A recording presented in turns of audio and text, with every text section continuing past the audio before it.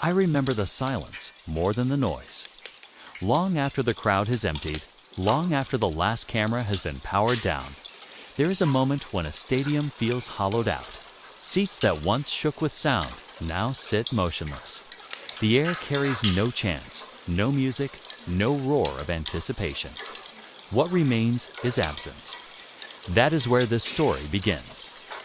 Not in the explosion of kickoff, not in the chaos of a Sunday afternoon, but in the quiet that follows when no one is left to applaud or to look away. I have spent years listening to men who lived for that noise, men who built their identity inside it. And again, when they talk about what changed them, they do not describe the hit that ended their career or the game they lost. They describe what happened afterward, the phone calls that stopped coming, the meetings held behind closed doors, the investigations that unfolded without their voice in the room, the season that never made the highlight reels because nothing visible happened at all. There's a season in every player's life that never gets remembered.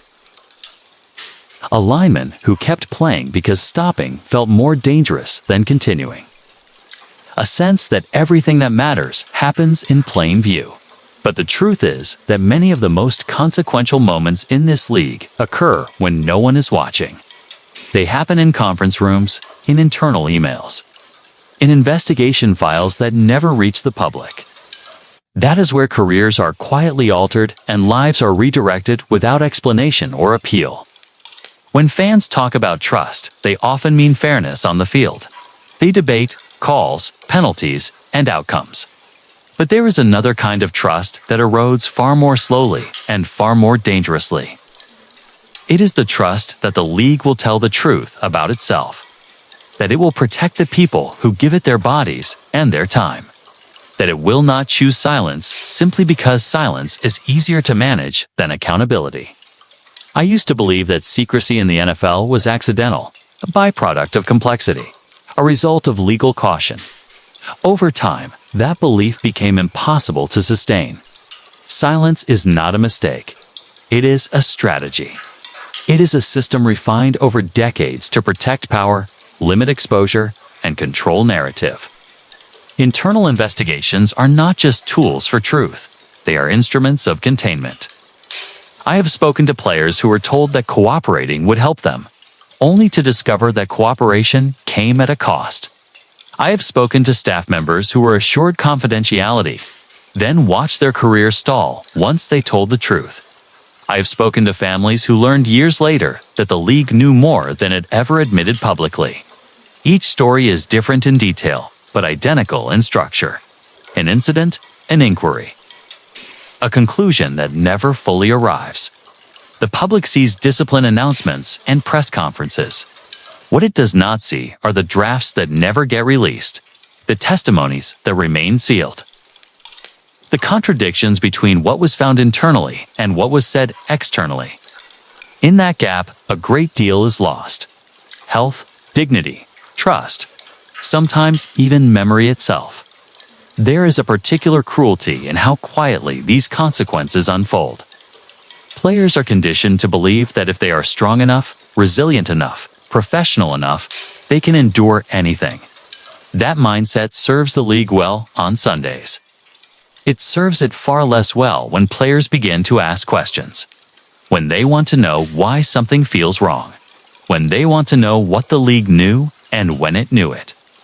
I think often about the men who never get to tell their full story. Not because they lack courage, but because the system was never designed to hear them. Internal investigations are framed as neutral processes, but neutrality disappears when one side controls the information, the timeline, and the outcome. Power does not need to speak loudly to win. It only needs to wait. There is a moment after every investigation concludes when the league moves on. A new season begins. New narratives take shape. Fans cheer again.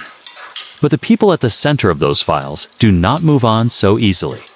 They carry unanswered questions into retirement. They carry injuries that never heal. They carry the knowledge that the most important chapter of their career was written without them. This is not a story about villains hiding in the shadows. It is a story about systems functioning exactly as intended, about incentives that reward silence and punish disruption, about an institution that learned long ago that public outrage fades, but documented findings endure. And so those findings are controlled, filtered, and sometimes buried entirely. I do not tell these stories to diminish the game. I tell them because the game has always been powerful enough to withstand the truth. What threatens it is not exposure, but denial. What corrodes it is the belief that fans cannot handle complexity, that players should accept whatever outcome is handed to them. That silence is a form of resolution. The men whose lives were reshaped by these investigations are not statistics. They are not footnotes. They are the invisible cost of doing business in a league that values control over clarity. Their stories exist in fragments, in interviews that trail off, in medical records that raise more questions than answers, in moments of quiet honesty that come only after the applause is gone. As I sit with these stories, I keep returning to that empty stadium, to the realization that the most honest version of the NFL exists when no one is watching, when there is no crowd to impress and no narrative to protect. In that silence, patterns emerge.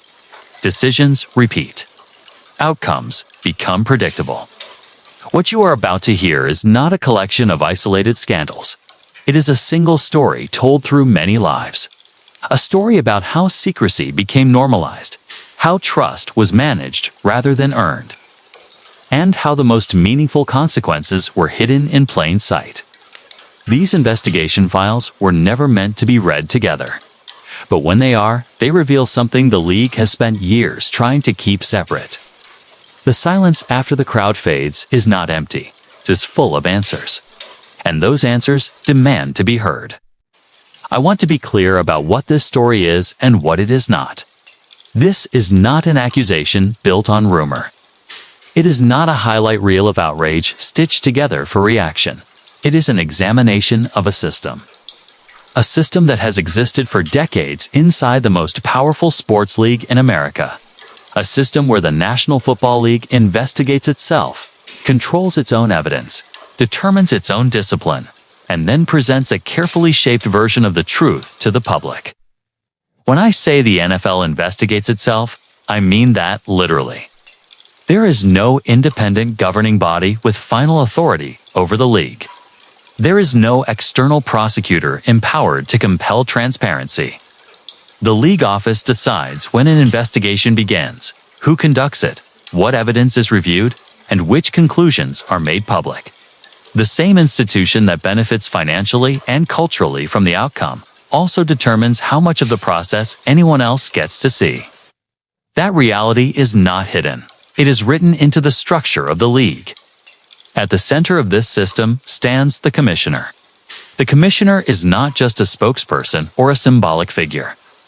The commissioner is granted extraordinary power under the league constitution. He can discipline players. He can fine teams. He can impose suspensions. He can act as the final arbiter in disputes that affect billions of dollars and thousands of lives. And critically, he answers to the owners, the very people whose interests are most often implicated in the league's most serious controversies. This concentration of authority has shaped every major scandal of the modern NFL. It explains why internal investigation reports often read very differently from public statements. It explains why some findings are released in full while others are summarized in vague language. It explains why discipline can appear inconsistent, unpredictable, or strategically timed. These are not contradictions. They are features of a system designed to retain control. I have spent years reading court filings, internal memos, investigative summaries, and sworn testimony connected to the NFL. Again and again, the pattern is unmistakable. Internal investigators document one reality. Public statements present another. The gap between the two is where power operates. That gap is where reputations are protected, liability is managed, and narratives are shaped. The league often frames secrecy as prudence, as professionalism, as legal necessity. But when secrecy becomes routine rather than exceptional, it stops being defensive and starts being strategic. When entire investigative findings are withheld, not because they are inaccurate, but because they are inconvenient, silence becomes policy. And when silence becomes policy, accountability becomes optional. This matters because the NFL is not just a business, 'tis a cultural institution. It influences how violence is normalized, how authority is trusted, and how justice is perceived. Millions of fans invest emotionally in this league. Thousands of players invest their bodies. When the league controls the truth about itself, it controls far more than headlines. It controls memory.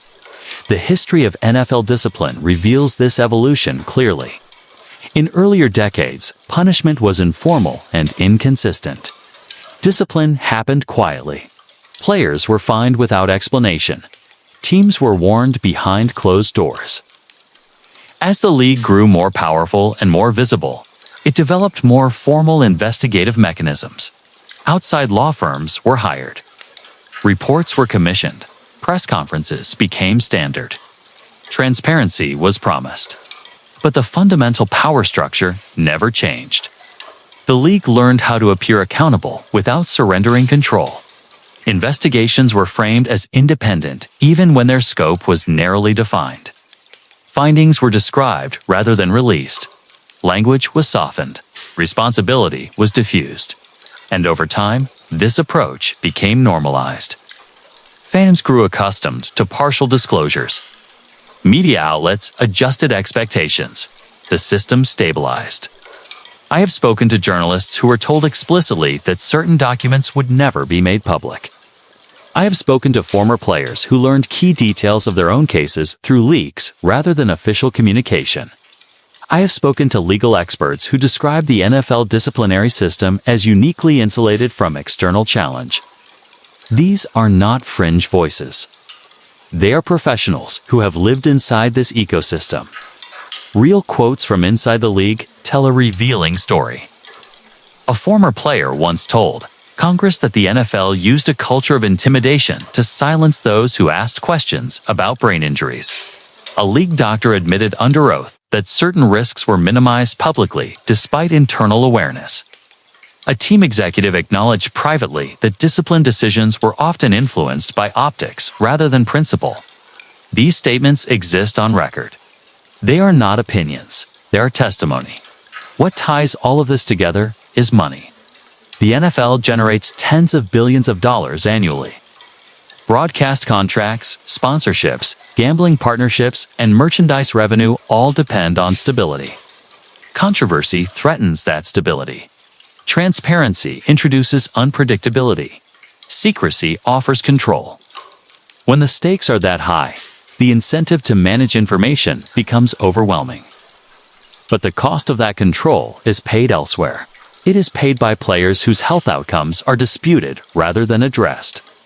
It is paid by employees whose complaints are settled quietly rather than resolved openly.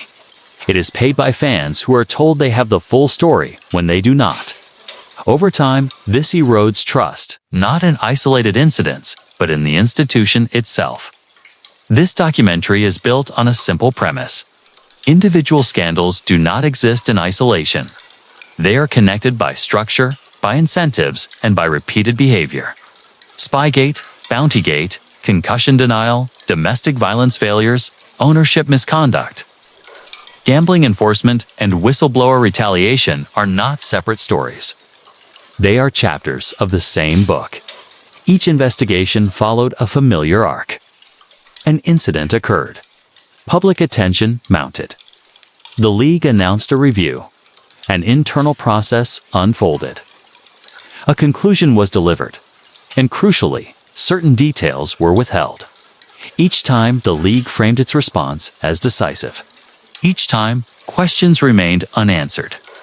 Over time, those unanswered questions formed a pattern. That pattern is what this series examines. Not to sensationalize it, but to understand it. To ask why the same outcomes repeat across decades. To ask why reform is always promised and rarely structural. to ask what accountability means when the accused also controlled the process. As we move through each batch of this documentary, I will return to the same core question. What happens when an institution designed to protect itself is also tasked with policing itself? The answer is not theoretical. It is written in the investigation files. In what was found, in what was omitted, in what was never released at all. This is a story about power and consequence. About silence and its price. About how truth is negotiated rather than revealed. By the end, the goal is not outrage, it is clarity. Because once the pattern is visible, it cannot be unseen. I remember how quickly the word Spygate entered the language of football. At first, it sounded almost playful, like a nickname that would fade once the season moved on. But what followed did not fade. It settled. It changed how competition felt, even when no one was talking about it out loud. Trust, once fractured, does not announce its departure. It simply stops showing up when it is needed most.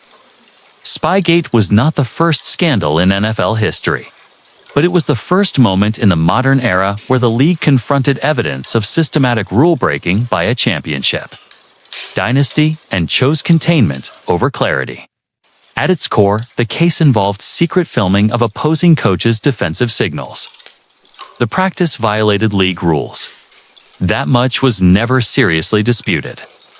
What was disputed and what remains unresolved is the scope.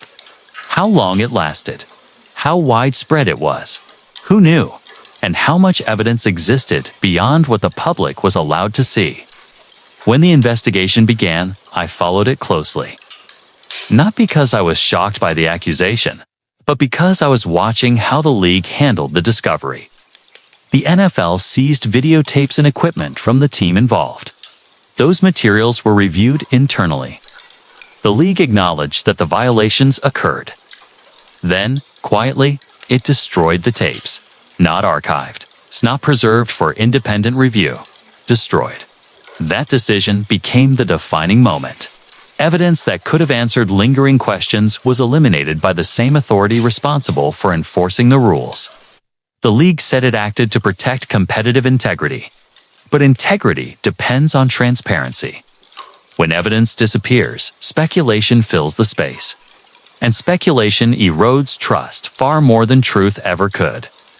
The discipline that followed appeared decisive on the surface. The head coach was fined. A draft pick was taken away. A statement was issued declaring the matter resolved. But beneath that resolution was an absence. No detailed report was released. No full accounting of what was recorded. No explanation for why the destruction of evidence was necessary. Fans were told to move on, and most did. But something had shifted. I remember talking to former players years later who admitted that Spygate changed how they viewed opponents. Signals that were once given freely became guarded. Coaches adjusted routines. Sidelines grew quieter. The game itself adapted to a suspicion that never quite left. Even teams with no connection to the scandal felt its ripple. When fairness is questioned at the top, it trickles down. What made Spygate uniquely important was not just the act of filming, it was the precedent. The league demonstrated that it would control not only the outcome of an investigation, but also the historical record. By destroying evidence, it ensured that future debates would be speculative rather than factual. That choice protected the league from prolonged scrutiny, but it also planted a seed of doubt that never fully died. Publicly, the NFL framed the scandal as isolated misconduct. A single team, a single staff. A violation addressed swiftly and firmly. Privately, many within the league understood it differently. They saw a system that allowed competitive advantages to be pursued aggressively until exposure forced a response. They saw enforcement that depended on visibility rather than consistency. And they saw how narrative management mattered as much as rule enforcement. I was struck by how quickly language softened. The violation became a misunderstanding. The investigation became thorough without showing its work. The destruction of evidence became a procedural necessity. Each phrase lowered the temperature. Each choice reduced pressure. And the league learned something invaluable. It learned that control of information could end a story before it fully formed. The media played a role as well. Some reporters pushed for answers. Others accepted the league position. Access mattered. Relationships mattered. Over time, the questions grew quieter. The absence of evidence became normal. Fans debated hypotheticals rather than facts, and the league moved forward, stronger than ever. Spygate also revealed how power protects itself. The team involved continued to win. Championships followed. Success reframed memory. For many fans, the scandal became a footnote. Winning has a way of rewriting history. But for those who cared about competitive fairness, the unresolved questions lingered. I often think about what would have happened if the evidence had been preserved, if an independent body had reviewed it, if a full report had been released. Perhaps the outcome would have been the same. Or perhaps it would not. We will never know. That uncertainty is the legacy. Not guilt or innocence, but doubt. In later years, as other scandals emerged, I saw the Spygate template repeated. Internal investigation, limited disclosure. Firm discipline paired with withheld detail. A closing statement urging everyone to move on. Each time, the league cited precedent. And Spygate was the first modern precedent. Trust in sports is fragile because it relies on belief. Belief that rules apply equally. Belief that outcomes are earned. Belief that when violations occur, they are addressed honestly. Spygate cracked that belief. Not because of what was proven, but because of what was hidden. For players, the message was subtle but clear. The league would act, but on its own terms. For teams, the lesson was practical. Push boundaries. If caught, consequences would be managed. For fans, the experience was disorienting. I remember when the word Bountygate broke through the noise because it did not sound like a violation of rules. It sounded like an admission of something far worse. This was not about bending the edges of competition. This was about putting a price on pain. And once that idea entered the public record, it forced a question the league had spent decades avoiding. What happens when violence is not just tolerated, but incentivized? The investigation into the New Orleans Saints defensive program revealed a reality many players already understood but rarely saw acknowledged. Financial rewards were allegedly tied to outcomes that caused harm. Knockouts, card-offs. Seasons ended by collisions that crossed from physicality into calculated injury. Internal testimonies described a system where violence was not incidental. It was organized, it was tracked, it was paid for. What struck me most as I studied the case was not the existence of the program itself, but how long it appeared to operate without intervention. Multiple players described its structure.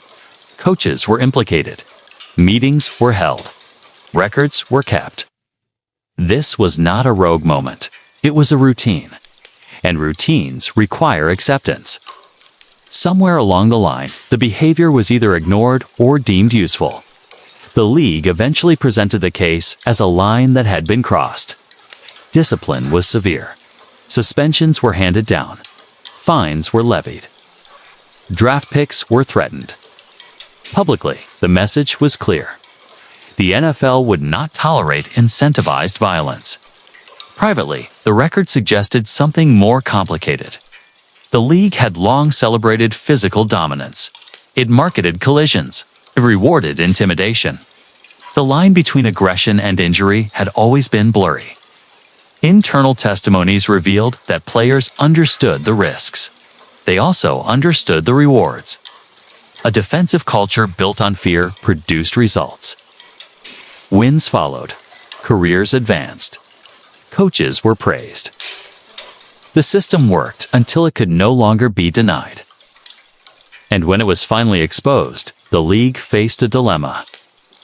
Condemn the practice fully, or contain it as an exception. The messaging chose containment.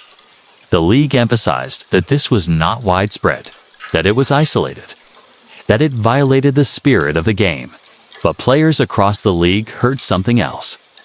They heard that the violence they had been encouraged to deliver for years was now inconvenient. Not immoral. Inconvenient. I remember former players describing the physical cost years later. Chronic pain, cognitive decline, surgeries that never ended. They spoke about injuries that were celebrated in film sessions, about applause for hits that shortened careers, about bonuses that came with consequences no one planned to pay for. The long-term cost was never part of the incentive structure. Winning now mattered more than functioning later. What makes Bountygate essential to understanding the NFL's investigative culture is the gap between knowledge and messaging. The league had access to internal admissions. It had testimonies describing specific acts. It had evidence of a program that monetized harm. Yet the public framing emphasized rules violations rather than moral failure. Language mattered, softened accountability. I found it revealing that much of what we know about the case came from leaks and litigation rather than full disclosure. Investigative summaries were selective. Certain details were emphasized, others were minimized. Once again, the league controlled the narrative by controlling the file. The most damaging information never appeared in a comprehensive public report. For players, the message was again subtle. Violence was still the currency of the game. Just not violence that left a paper trail. Incentives would not disappear. They would evolve. Bonuses might be replaced by praise, by playing time, by contracts. By reputation, the mechanism changed. The outcome did not. Bountygate also exposed how accountability functioned differently depending on role. Players bore physical risk. Coaches faced suspension. Executives largely remained insulated. The system punished individuals while preserving structures. And by doing so, it avoided confronting the deeper truth. That the league had benefited from brutality long before it condemned it. I remember thinking about how fans processed the scandal. Many were outraged. Others dismissed it as part of football culture. That divide was telling. The league existed within that tension. It relied on violence to sustain interest while denying responsibility for its consequences. Bountygate forced that contradiction into the open. The long-term physical cost to players became harder to ignore as stories accumulated.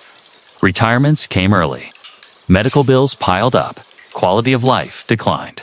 And yet, the league continued to present violence as controlled, regulated, and safe enough. The investigation punished behavior without interrogating philosophy. Bountygate was not just about money for hits. It was about what the league was willing to tolerate when winning was prioritized. It was about how internal knowledge conflicted with public morality. And it was about how secrecy, once again, limited accountability. As I reflect on it now, I see Bountygate as a warning that was partially heard and partially ignored. The league learned how to punish excess without challenging the foundation. It learned how to appear decisive while preserving the engine that produced the problem. This pattern would repeat. Different scandal, different language. Same structure, same incentives. Same silence where clarity should have lived. And with each repetition, the cost to players grew heavier, even as the league grew stronger. I remember the day Deflategate entered the public consciousness. The term itself carried a mixture of curiosity, incredulity, and scandal. A controversy that seemed minor on the surface. Air pressure in footballs became a national obsession. But as I traced the internal files and communications, it became clear that the real story was never about footballs. It was about control, optics, and the selective enforcement of rules that the league claimed applied equally to all. The controversy began during a playoff game when allegations arose that a team had deliberately deflated footballs to gain a competitive advantage. On the surface, the league had a rule about proper ball inflation. A violation could warrant a fine or a suspension. But the immediate public reaction amplified the narrative. Headlines framed it as a moral failing. Social media demanded punishment. Fans debated ethics.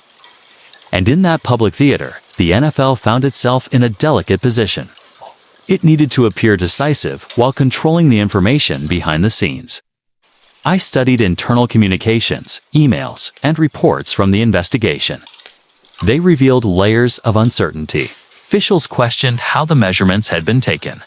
There were discrepancies in timelines, conflicting testimonies. And yet, amid the ambiguity, the league crafted a narrative of clarity. The official report concluded wrongdoing, yet admitted that some data were inconclusive. Evidence that might have supported or contradicted conclusions was either summarized or omitted entirely. The story presented to the public was cleaner than reality, more decisive than the documents supported. What fascinated me was how carefully the league managed optics. It was not simply about finding the truth, it was about controlling perception. The spectacle of discipline had to match the expectations of fans, sponsors, and media. A suspension for the quarterback, a fine for the team, a public statement asserting fairness. All of this was intended to demonstrate authority. Yet internally, questions remained unresolved, leaving an ambiguity that threatened the league's credibility in subtle ways. I spoke to staff members familiar with the investigation who described a constant tension between evidence and messaging. Every statement had to be vetted. Every decision weighed against precedent and potential fallout. The league was acutely aware that selective enforcement discipline applied inconsistently across casus could invite scrutiny. Key, paradoxically, the necessity of appearing consistent often outweighed the thoroughness of analysis. The investigation became as much a matter of communication as of fact-finding. Deflategate also highlighted the power of data interpretation. Pressure readings, timing of measurements, and chain of custody questions were debated among experts. Internal memos documented these debates. Yet what reached the public simplified the story into a clear moral narrative. The complexity of scientific interpretation was condensed into a statement of violation. The league decided which uncertainties were worth acknowledging and which could be omitted without damaging the perception of fairness. For players, the episode was destabilizing. The quarterback at the center of the controversy faced intense scrutiny. Every action on and off the field was examined. Practices, interviews, past games. Reputation became a fragile commodity. The message from the league was unmistakable. Accountability matters, but so does narrative control. How you appear matters as much as what you do. Fans and media were complicit, willingly or not. Sensational coverage amplified the league's selective messaging. Debates raged not over the internal uncertainties, but over what had been presented publicly. The pressure for clarity demanded a story, and the NFL provided one carefully tailored to satisfy public expectation while preserving internal ambiguity. Credibility was at stake. The league could not afford to appear indecisive or biased, yet it had no mechanism for truly independent review. By controlling the investigation, by shaping the narrative, the NFL could assert authority even when evidence was imperfect or incomplete. This is the paradox of selective enforcement. Consistency is presented to the outside world, even when reality is messier. Sometimes dramatically so. I reviewed testimony from internal staff who expressed frustration with the constraints imposed by optics. They wanted to be thorough, to examine every nuance, to account for all variables. But the clock was ticking. The public attention was intense, and the league required resolution. Evidence that might prolong ambiguity was sidelined. Conclusions were drafted to produce clarity for outsiders. Inside, questions lingered. Deflategate became a case study in how investigations can be weaponized for perception management. The discipline itself was less about proportional response and more about demonstrating that the league could act decisively when spotlighted. In other situations, similar violations might have been ignored or treated quietly. Here, visibility dictated severity. The principles of justice, fairness, and investigation were subordinated to optics. The episode also created lasting effects on league authority. Fans, analysts, and commentators debated the credibility of the decision-making process. Questions about selective enforcement resurfaced repeatedly in subsequent controversies. When a high-profile case is handled in a way that prioritizes perception, the institution sets a standard that will define expectations indefinitely. Deflategate was the first modern example of the NFL using investigative power to shape public belief, regardless of unresolved internal uncertainty. Players absorbed the lesson. Compliance, public behavior, and personal branding became as important as on-field performance. How one handled scrutiny, whether by statement or silence, was now part of the calculus of professional longevity. The investigation-S process sent signals beyond the facts. The League-S power extended beyond punishment into the realm of reputation management. For the broader audience, Deflategate demonstrated how much the league could control a story.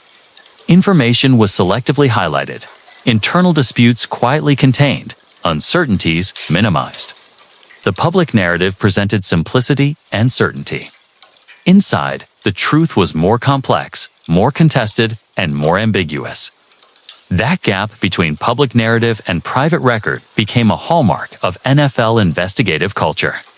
The long-term effect was normalization. Fans became accustomed to partial disclosures. Players understood that evidence might exist but not be fully revealed. The league established a pattern. Investigations would be conducted, conclusions would be enforced, but nuance and ambiguity could be strategically managed. The story, once simplified, was difficult to challenge. Ultimately, Deflategate was less about the footballs than about power. It was about the league's capacity to define the parameters of truth. It was about how internal uncertainties could be framed to serve authority and perception. It was about the lesson that every high-profile investigation would teach moving forward. Narrative matters as much as evidence. And it became clear that credibility is fragile. Once the public senses inconsistency between messaging and reality, trust erodes. But that erosion is subtle, accumulates over time. Deflategate was a first modern flashpoint, a cautionary tale in how perception can be prioritized over uniformity, fairness, or full transparency. The lessons of Deflategate echo through every investigation that followed. Visibility dictates action. Evidence is interpreted strategically. Conclusions are crafted for optics, and yet, internally, uncertainty remains. That paradox is now an enduring part of how the NFL manages scandal. They acknowledged what doctors and scientists had discovered. Repeated head trauma could cause lasting brain damage, including cognitive decline, memory loss, depression, and aggression. The story of CTE, chronic traumatic encephalopathy, is not a story of inevitability. Those assumptions were, in many cases, false. Internal studies painted a far darker picture. Documents revealed concern about long-term cognitive decline. But they also revealed a calculated effort to frame the issue as uncertain, to slow public acknowledgement, and to protect the league's image. That duality is emblematic of a system designed to protect both reputation and revenue while giving the appearance of concern. Language mattered. Every word was measured. Every statistic debated. Public acknowledgement was calibrated to avoid legal consequences and to preserve public confidence. Coaches reinforced resilience over caution. Teammates celebrated durability, not prudence. The league's tacit tolerance shaped norms. Until the revelations could no longer be contained, risk was normalized. Harm became part of the invisible cost of participation. It is impossible to overstate the emotional dimension of this silence. Retired players describe depression, irritability, confusion, and loss of identity. Families recount heartbreak, frustration, and helplessness. The league's delayed acknowledgement of CTE amplified the suffering, transforming a medical concern into a moral and social crisis. Every memo withheld, every study minimized, every public statement calibrated for optics rather than truth compounded the human cost. Internal documents also reveal how the league navigated legal and financial pressure. Settlement strategies, compensation frameworks, and research funding were all tools to manage liability. Transparency was limited because disclosure could generate litigation and reputational damage. Every decision was weighed not only against medical ethics, but against organizational survival. And in that calculation, individual suffering often became secondary. Internal reports acknowledged severity, but the narrative for the public remained cautious, even tentative. I remember the first time I saw the internal medical logs that detailed how players were treated during games and practices. The records were meticulous. They cataloged injections, painkillers, anti-inflammatories, and other pharmaceuticals administered to men whose bodies were being pushed to extremes. At first glance, it read like standard medical care. But the patterns revealed something far more pervasive. Pain was not simply treated. It was managed as a commodity, a currency to be expended in service of performance and victories. Within the league, the culture around pain management had evolved into a quiet, almost invisible system. Players routinely received injections to return to the field, often with limited understanding of the long-term consequences. The practice was not just accepted, it was expected. Missing a game was seen as weakness. Accepting treatment and returning quickly was valorized. Internal memos demonstrated awareness of the risks. Doctors documented concerns. Yet the language used in reports emphasized necessity, mitigation, and expediency rather than warning. The normalized dependency on painkillers and anti-inflammatories became part of the fabric of NFL life. Players described it as unavoidable, a baseline expectation. "You don't just play through pain," one former player told me. "You manage it with what the doctors give you, and you keep your mouth shut." Any reference to sustained pain was a potential signal of weakness. That enforcement came from teammates, coaches, medical staff, and ultimately, from the structure of the league itself. I remember the day the footage of Ray Rice surfaced. The public reaction was instantaneous and visceral. Shock, anger, demands for accountability. But behind the headlines and outrage, there was a story that had been quietly unfolding for months, even years, inside the league offices. Internal reports documented the incident. Internal communications debated consequences. And yet the league's public messaging had long presented a narrative that minimized the gravity of domestic violence, framing disciplinary action as measured and proportionate. What the world saw was delayed, reactive, and shaped by exposure rather than principle. The timeline of internal knowledge is critical. When the incident first occurred, league officials were informed. Investigations were initiated. Reports were drafted. But the enforcement mechanisms reflected a culture of discretion. Suspensions, fines, and other punitive measures were weighed not only against the facts, but also against precedent, public relations impact, and the reputation of the league. The documents revealed deliberation over language, timing, and framing, suggesting that accountability was conditional, modulated by perception rather than ethical consistency. I studied the internal memos that outlined potential disciplinary approaches. They included references to prior cases, internal standards, and anticipated media responses. League executives debated whether a suspension would send the right message. They weighed potential backlash from sponsors, fans, and advocacy groups. The tension between measured discipline and reputational protection was evident. The internal files show that the league's concern was not only about justice, but also about optics and timing. Principle was often subordinated to perception. Public contradictions became apparent when the video went viral. Suddenly, actions that had previously been characterized as handled in internal reports appeared grotesquely inadequate. The public outrage forced the league to revise its narrative and escalate disciplinary action. What had been an internal assessment of sufficiency became, under external scrutiny, an admission of insufficiency. The league's authority was challenged not by the facts alone, but by the visibility of the facts, the immediacy of the exposure, and the pressure of social accountability. The story of Ray Rice highlights a recurring pattern in NFL investigations. Internal knowledge exists well before public acknowledgement. Policies are interpreted, debated, and applied internally. Yet the release of evidence to the public often drives the scale of accountability. Discipline is reactive, not proactive.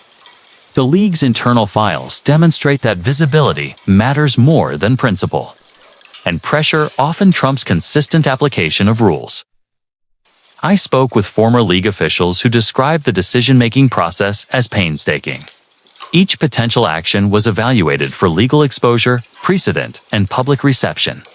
Internal memos referenced potential scenarios, comparing similar past incidents and estimating fan reaction. The emphasis on controlling the narrative became as critical as enforcing the policy itself.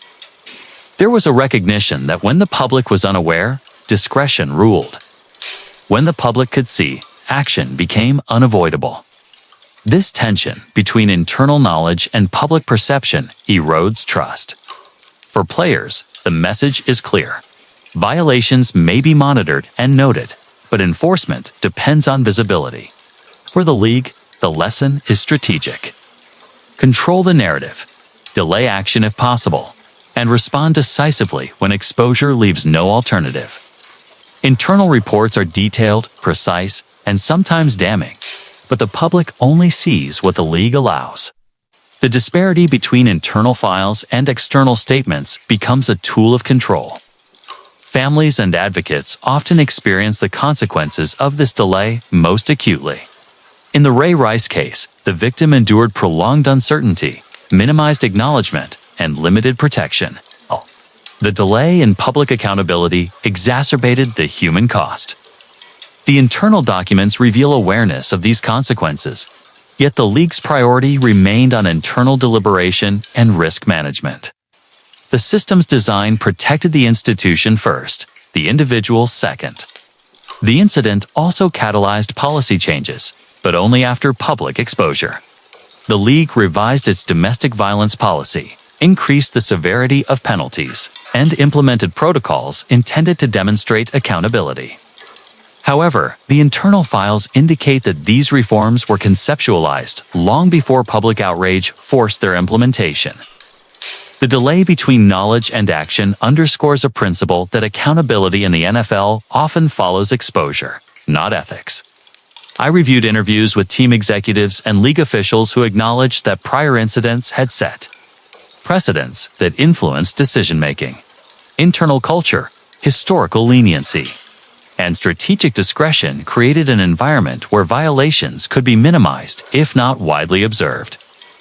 Once visibility increased, the system shifted rapidly.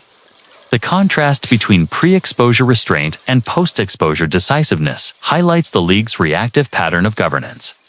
The Ray Rice scandal also revealed the limits of institutional discretion.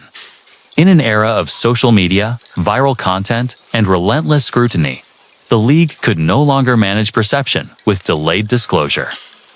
The internal documents show attempts to anticipate public reaction, draft messaging, and preempt criticism. Despite these efforts, the external force of exposure overwhelmed controlled narrative. This dynamic illustrates the growing tension between institutional secrecy and public accountability. Players and staff absorbed critical lessons from this scandal. Compliance, discretion, and reputation management became intertwined with conduct. Visibility dictated enforcement. Internal deliberations could delay action, but the court of public opinion was unforgiving once evidence emerged. The league's internal records document this adaptation, noting shifts in disciplinary procedures, monitoring practices, and communication strategies designed to manage risk and optics simultaneously. The human dimension is equally important. Victims, families, and teammates experienced delayed justice, ambiguous signals, and inconsistent enforcement. Public condemnation came only after the viral video, emphasizing the reactive nature of the process. The internal files make clear that the league understood the stakes, yet institutional self-preservation dictated the initial approach. In essence, Accountability in this case was a product of exposure rather than proactive principle. The Ray Rice case serves as a cautionary lens through which the NFL's approach to internal investigations can be examined. The combination of internal deliberation, selective enforcement, and public pressure reveals a pattern in which ethical clarity is subordinated to institutional management. Decisions are informed by precedent, media strategy, and anticipated backlash, with principle often emerging only after external scrutiny demands it. In reviewing internal communications, I was struck by the meticulousness of record-keeping. Every email, memo, and meeting note reflected careful deliberation. Legal counsel, medical advisors, and executives collaborated to craft potential courses of action. Yet the files also reveal that, without public visibility, the most severe disciplinary options were often withheld or downplayed. The system allowed discretion to operate quietly until exposure made decisive action unavoidable. Ultimately, the story of Ray Rice exposes a core dynamic of NFL investigations. Knowledge exists, analysis occurs, and potential consequences are understood. Yet enforcement and public acknowledgement are frequently reactive, contingent upon exposure rather than ethical or procedural consistency. This case demonstrates how the league prioritizes the appearance of accountability in the public eye over the internal application of principle, a pattern that repeats across multiple investigations and scandals. The calculus of enforcement was not purely ethical, it was strategic. Consistency, once claimed publicly as a guiding principle, was often absent in practice. Victims were consistently removed from the narrative. Internal reports documented incidents with attention to player status, team logistics. Interviews, when conducted, focused on verifying facts, but rarely addressed long-term safety or support. The files indicate an institutional priority on containment. The visibility of the victim was minimized to protect the league, the teams, and the implicated players. Human cost was secondary to management of perception. I reviewed a series of cases spanning a decade where players faced accusations ranging from verbal threats to physical assault. Each case had internal documentation, but the public framing varied dramatically. Some were presented as isolated lapses in judgment. Others were minimized or quietly settled. Patterns of abuse, when aggregated internally, suggested systemic neglect. Internal communications frequently referenced precedent, highlighting a culture where past handling informed current decision-making. Yet the precedent itself often reflected compromises between ethics and optics. Discussions revealed deliberations over whether punishment should mirror past enforcement or be adjusted for public perception. I noted how investigative focus often centered on verifying evidence sufficient to justify action rather than on holistic protection. Teams and league officials assessed credibility, documentation, and media risk. The victim's perspective, while noted in private, rarely influenced public messaging. The institutional focus on minimizing legal exposure and preserving player reputations created an environment in which accountability was filtered through layers of strategic decision-making rather than principle. The disparities in treatment were particularly stark when comparing high-profile versus lower-profile players. Internal notes reference projected fan and sponsor reaction, demonstrating that economic and reputational considerations were intrinsic to disciplinary decisions. Star players received warnings, fines, or delayed suspension, while others faced immediate and more severe consequences. Repeated minimization and selective enforcement eroded trust both inside and outside the league.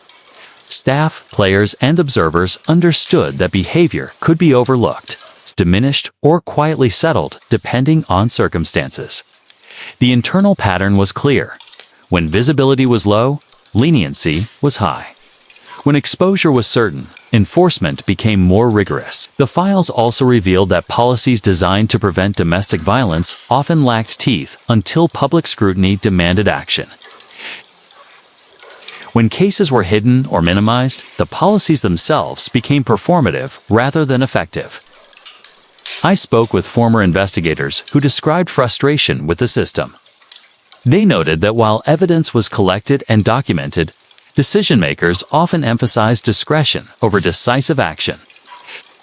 Victims' safety and well-being were subordinated to institutional risk management, perpetuating a cycle where repeated offenses could occur before meaningful consequences were enforced.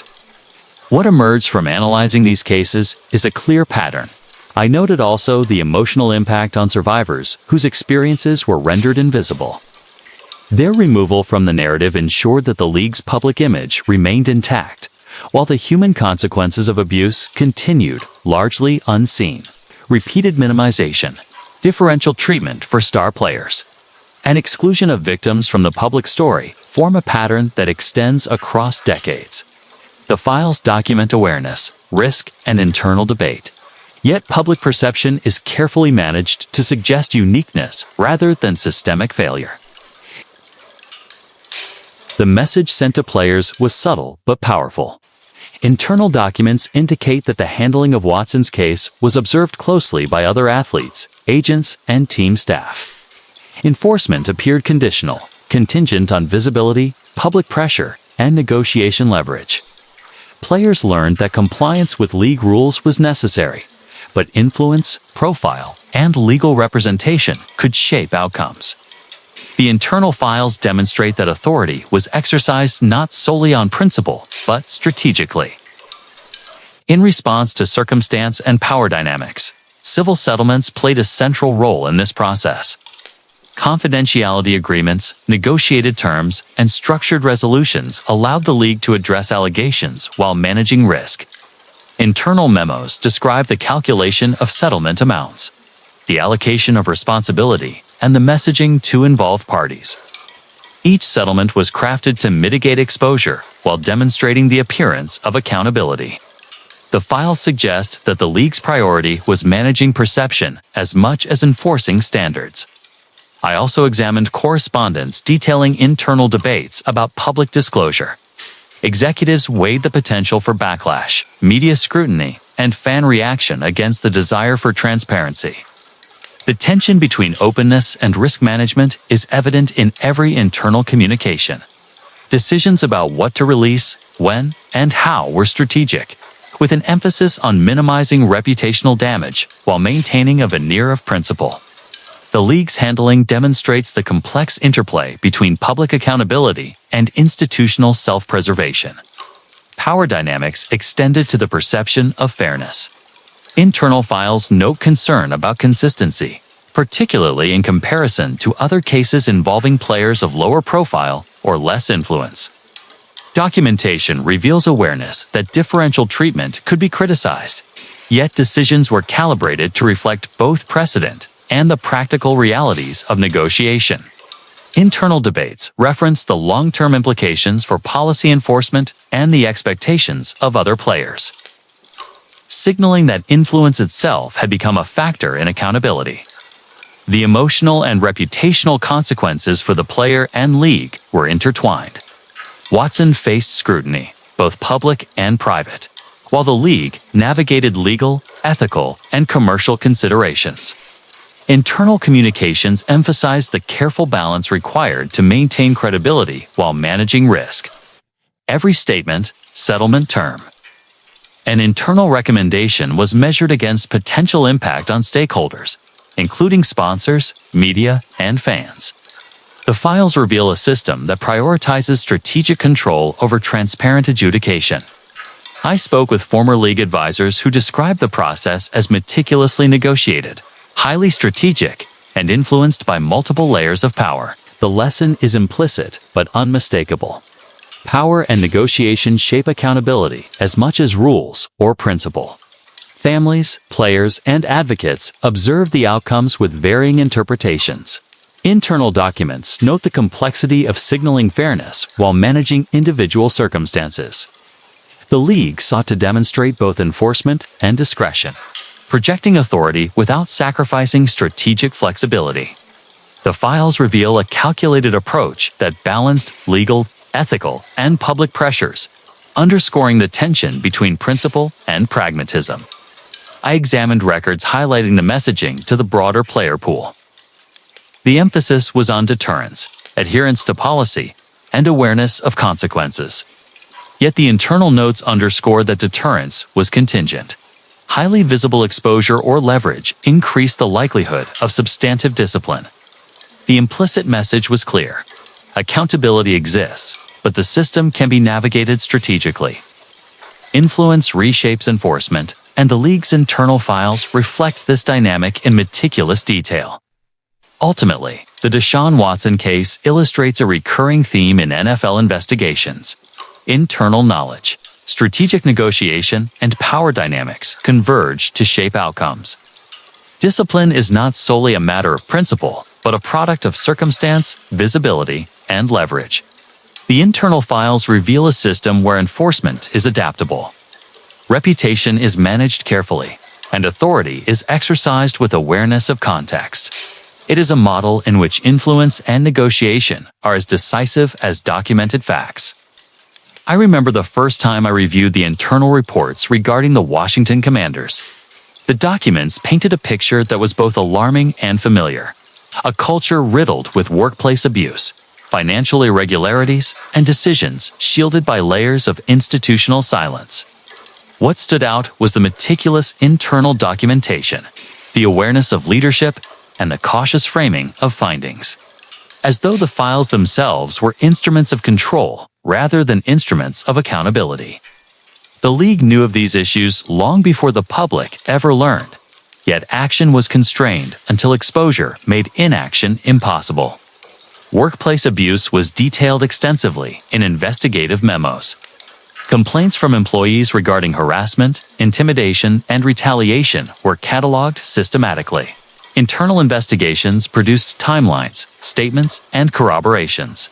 Yet disciplinary measures were delayed, moderated, or communicated privately rather than publicly. The files reveal an understanding that public acknowledgement could generate reputational and financial consequences. The pattern was not one of ignorance, but of calculated restraint. A recurring theme across NFL internal investigations.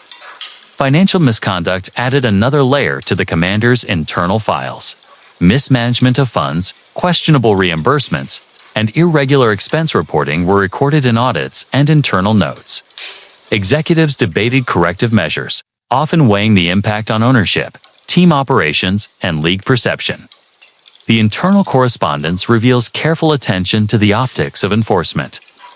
Decisions were not driven solely by compliance or principle, but by anticipation of public reaction, media scrutiny, and potential legal exposure.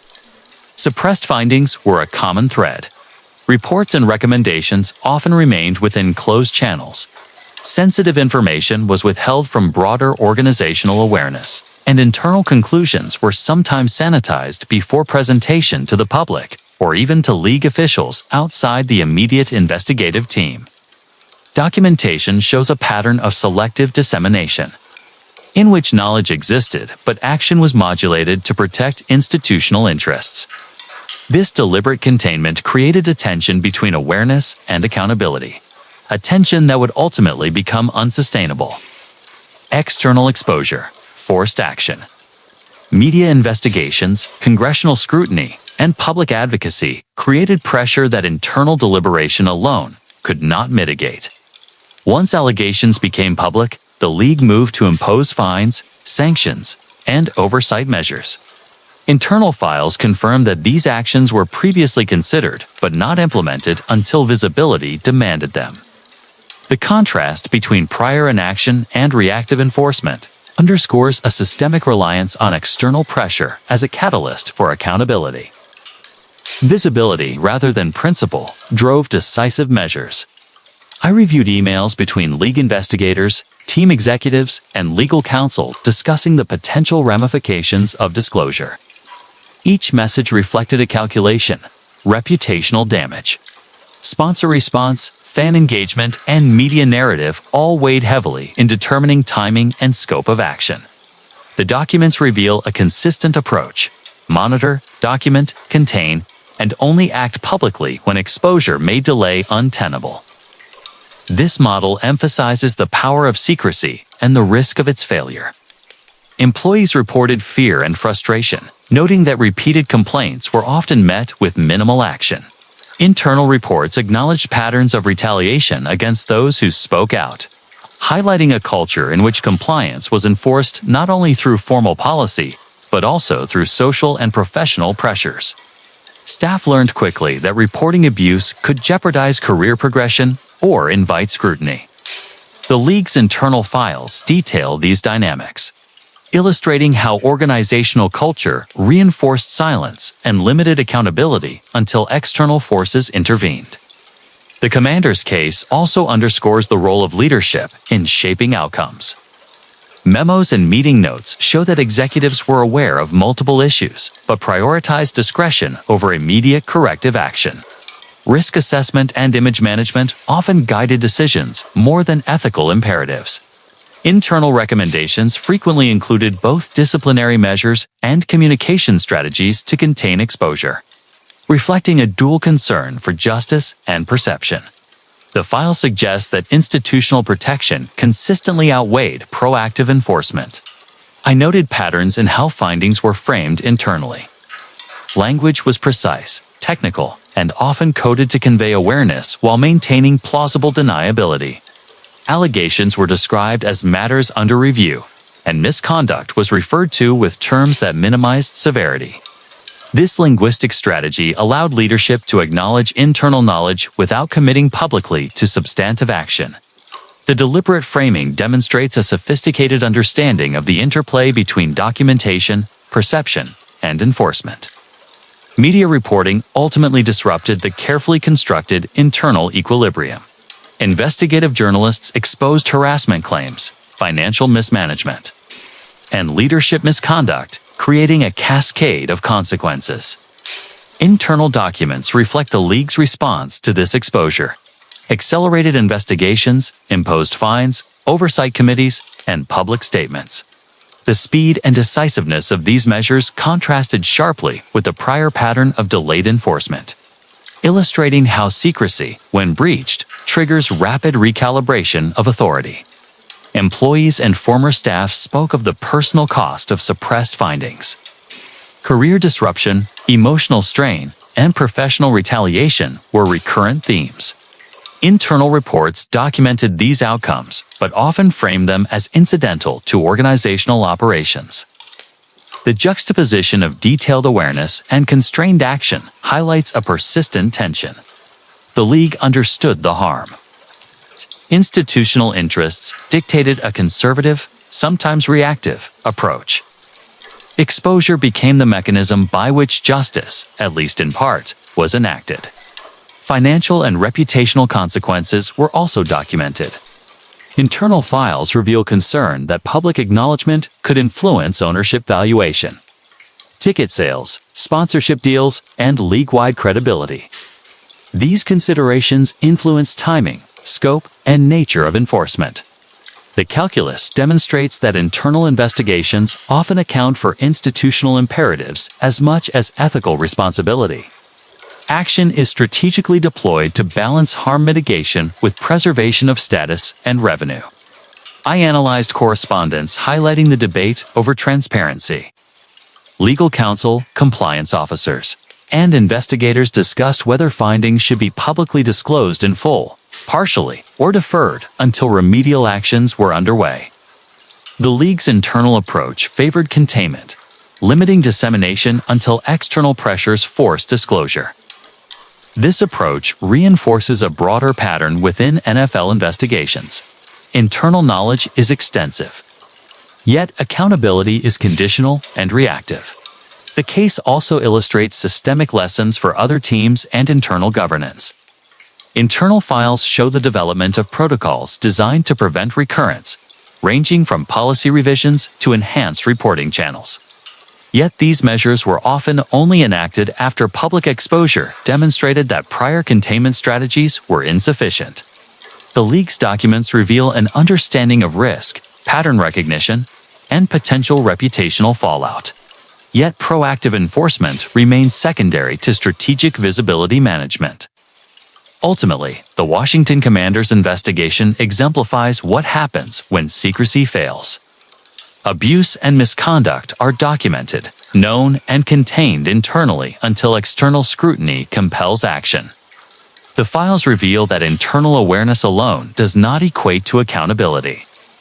Enforcement is reactive, calibrated, and influenced by the intersection of visibility, public pressure, and institutional preservation.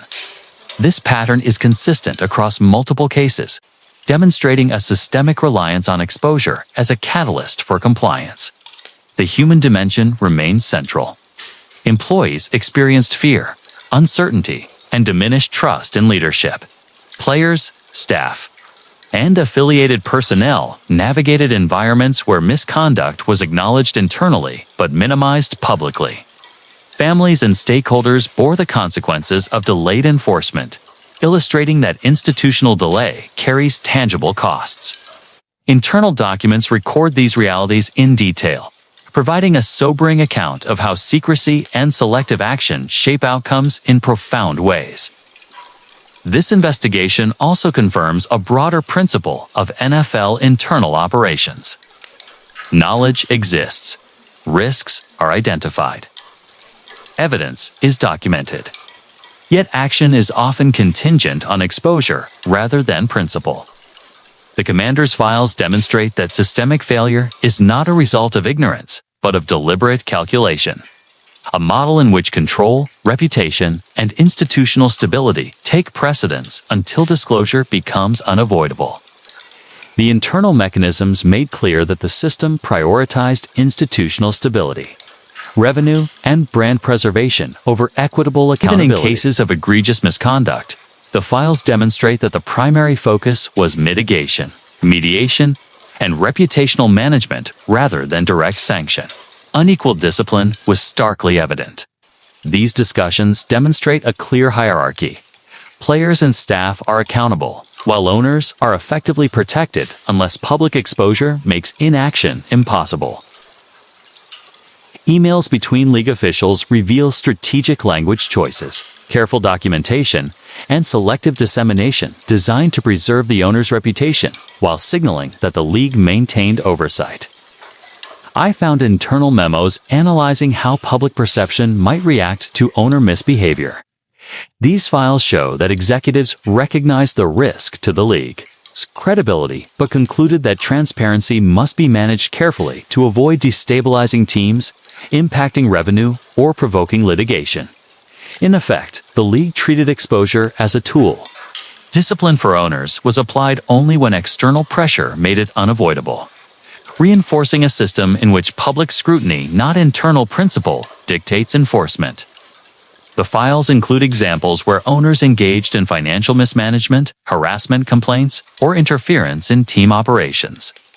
In each case, internal investigation notes reveal extensive documentation, discussion of potential consequences, and even proposed fines or penalties. Unlike players who face automatic fines or suspensions, owners are rarely removed, suspended, or publicly reprimanded unless the stakes reach a critical threshold. Disciplining an owner risks creating expectations for others, potentially undermining the carefully constructed hierarchy. Memos emphasize that consistent enforcement is desirable in theory, but difficult in practice when it threatens institutional stability. The psychological effect on those beneath the ownership level is profound.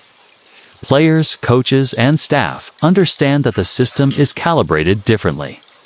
Discipline is swift for those without leverage, yet discretionary for those at the top. Historical context reinforces this structural immunity. Across decades, internal files reveal multiple instances in which owners engaged in actions that would be punishable for players. Yet consequences were minimal. The files document careful internal debate, risk assessment, and mitigation strategies designed to preserve the institution. Internal investigators were aware of public relations risks, financial implications, and precedent-setting concerns, but enforcement against ownership remained cautious and rare. The files reflect a persistent message to players and staff. Your actions are monitored, recorded, and enforced. Owners' actions are strategically moderated. Executives, legal teams, and investigators navigate the tension between documenting violations, addressing potential consequences, and preserving relationships with high-level stakeholders. Every recommendation is tempered by the awareness that overreach could trigger backlash, litigation, or instability. Discipline is measured, selective, and often symbolic, reflecting a deliberate preservation of hierarchical power. Investigative procedures, disciplinary protocols, and internal review processes are all calibrated to differentiate between levels of authority. Ultimately, the internal records of the NFL show a deliberate and consistent pattern. Owners rarely face consequences because structural protections, selective enforcement, and strategic discretion shield them from accountability. This structural immunity is central to understanding how the league functions, how internal investigations operate, and why accountability is unevenly distributed across the organization. While the league projected progress, internal admissions acknowledged limitations, superficial compliance, and inconsistent enforcement. The documents reflect a dual reality. The rule existed to promote diversity, yet internal practice often reduced it to a symbolic gesture, demonstrating the league's prioritization of optics over transformative action. In examining these files, the pattern is unmistakable. Policy exists, awareness exists, and internal acknowledgement of shortcomings exists. Yet enforcement is uneven, outcomes are limited, and compliance is often performative. The Rooney Rule files exemplify a recurring theme in NFL internal documentation. Principles and public statements can diverge sharply from operational reality, highlighting systemic gaps between intention and execution. Internal communications repeatedly acknowledge this tension, noting that the league's financial incentives sometimes conflicted with its disciplinary messaging. Yet the files also reveal discretion in enforcement. High-profile players or those with minimal public exposure occasionally received warnings rather than formal sanctions. Emails between league officials reveal deliberation about messaging, precedent, and the potential consequences for credibility, indicating that enforcement was not purely principled but strategically mediated. The files also highlight league partnerships with betting companies. Memos discuss negotiations, sponsorship deals, and marketing opportunities tied to gambling platforms. Internal investigators categorized violations as minor, moderate, or egregious, with proposed penalties adjusted accordingly. Selective morality underscores the tension between stated values and operational practice. Financial considerations repeatedly emerge in the internal documents. Internal reports note revenue generated from betting partnerships, projected growth in fan engagement, and potential influence on television contracts. League officials recognized that strict enforcement against players could conflict with financial objectives, creating a situation in which punishment had to be measured against broader commercial consequences. Emails reflect strategic thinking about timing, disclosure, and messaging to balance these competing interests. Internal testimony from league staff emphasizes awareness of the contradiction between policy and practice. Memos detail debates about whether stricter enforcement could undermine partnerships or provoke public criticism. And discussions often concluded that selective discretion was necessary to preserve institutional priorities. The internal files reveal a careful calibration of morality, authority, and strategy, with visibility often determining the intensity of enforcement rather than objective principle. The human dimension of gambling enforcement is evident throughout the documentation. Players facing suspension or fine experience personal, professional, and reputational consequences. Internal auditors repeatedly flag this tension, recognizing the risk of reputational damage if contradictions became widely apparent. The documentation demonstrates the deliberate construction of messaging designed to maintain the appearance of consistency, even when enforcement was inherently selective.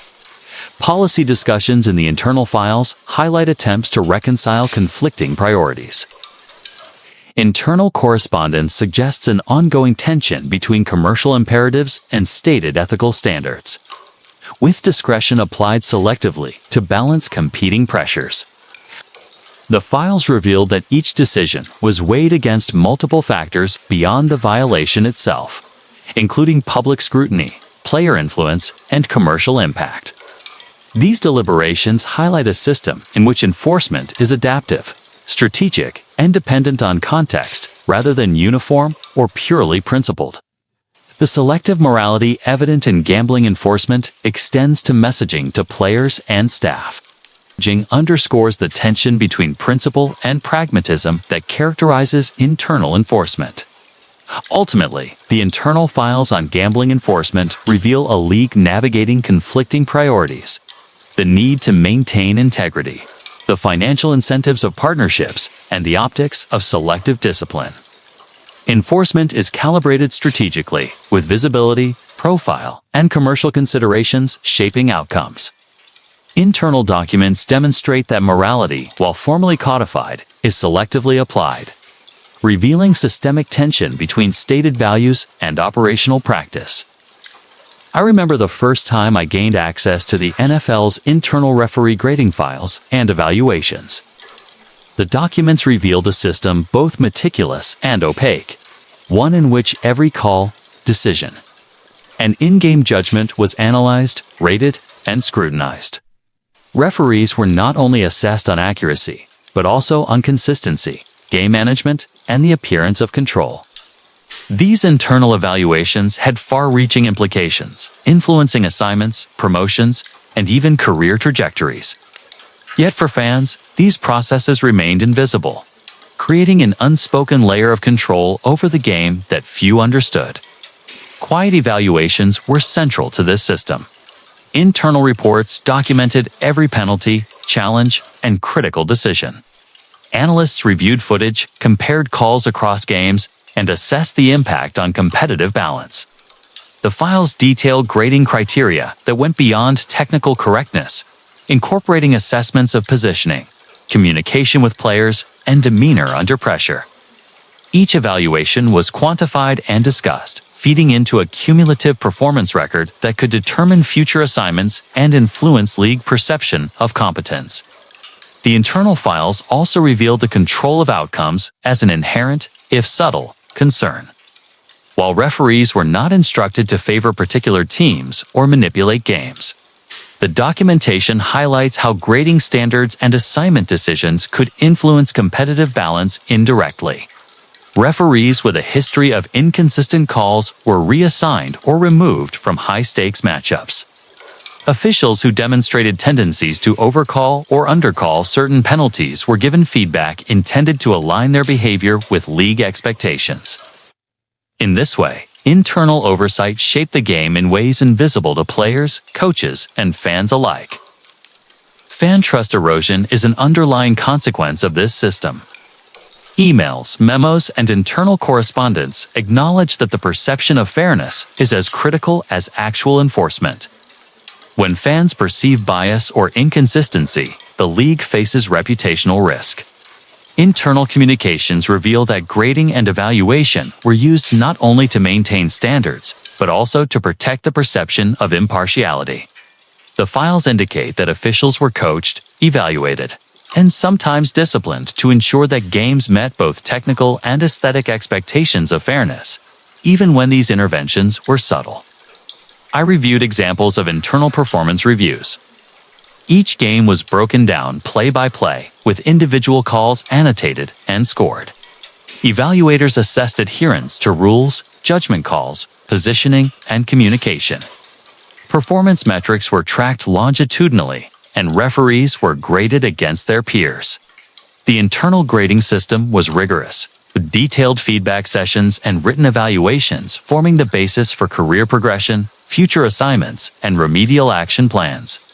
The files highlight a culture of continuous scrutiny that, while intended to preserve quality, also created pressure on officials to conform to league expectations. The files also reveal an unspoken dimension of influence. Internal memos discuss the strategic placement of referees in marquee games, playoff assignments, and rivalry matchups.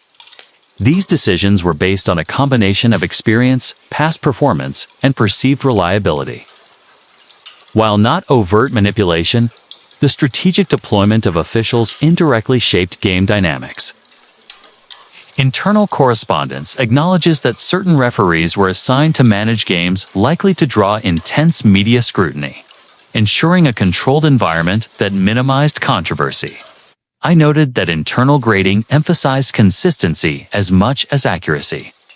Officials were expected to apply rules uniformly across situations, yet evaluators also considered the flow of the game, player reactions, and league image.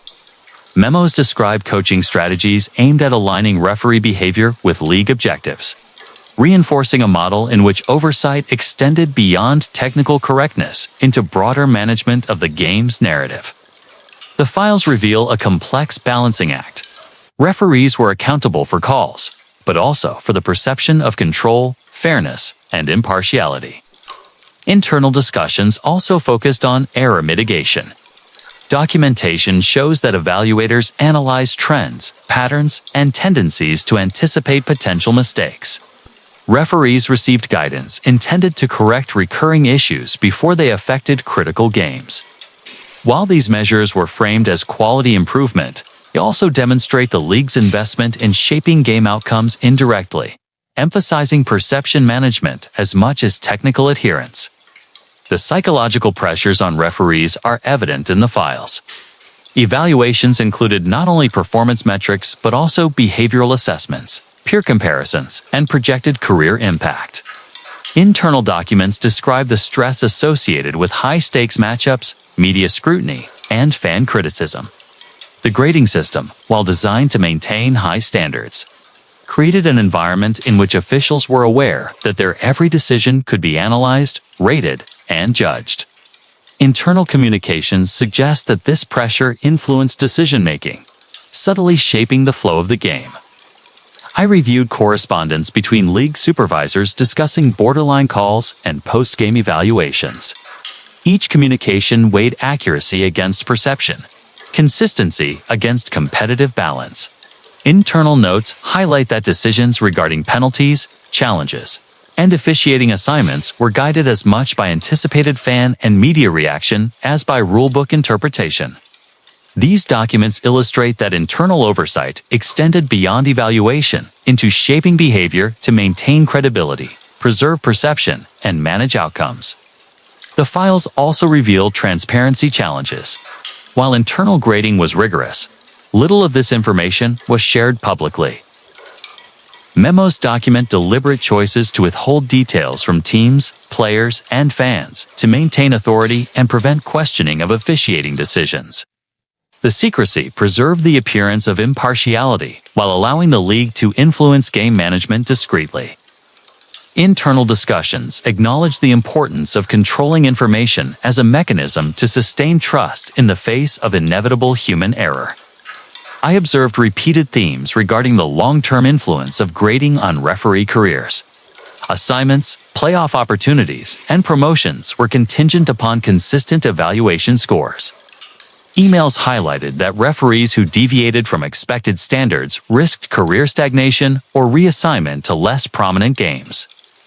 Internal records demonstrate that performance oversight extended into behavioral alignment with league expectations, ensuring that officials conformed to both technical and cultural norms established by the league hierarchy. Internal files also discuss training and development protocols designed to correct deficiencies identified in evaluations. Referees participated in workshops, review sessions, and scenario analysis. Documentation shows that these programs were designed to reinforce consistency and alignment with league standards. While framed as development, the programs also serve to maintain control over officiating practices, shaping the conduct of officials in ways that influence games subtly yet significantly. The files reveal that internal grading occasionally flagged high-profile or controversial calls for additional review. Memos describe the process by which certain decisions were escalated to supervisory attention, analyzed in detail, and addressed through guidance or corrective feedback. The documents highlight that this internal review process, while ostensibly focused on quality control, also functioned as a tool to maintain the league's narrative of fairness and integrity. I noted that the internal correspondence frequently addressed public perception risks.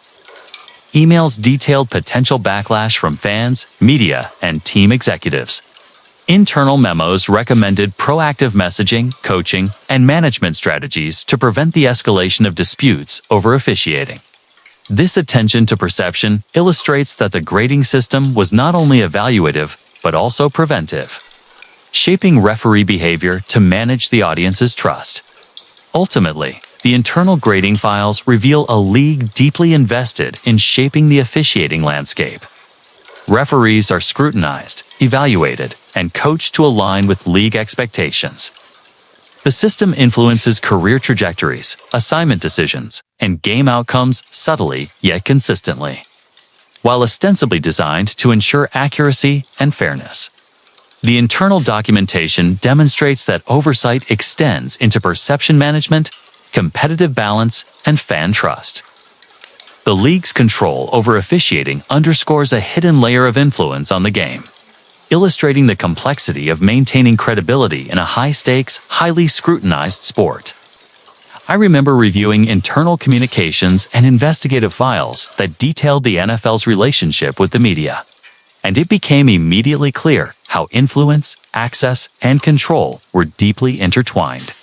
The league cultivated a system of access journalism, rewarding reporters with privileged information, interviews, and behind-the-scenes exposure in exchange for coverage that aligned with the league's messaging. Internal memos reveal that these relationships were meticulously managed, with league officials monitoring reporting patterns, evaluating tone, and even influencing story selection.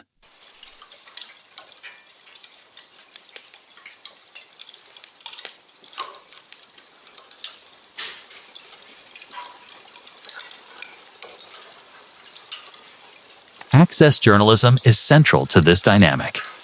Internal files document how league offices controlled who received information, determining which journalists were given early notice, exclusive interviews, or direct access to players and executives. Emails show that journalists perceived as cooperative were granted broader privileges, while those pursuing critical or investigative angles were subtly marginalized.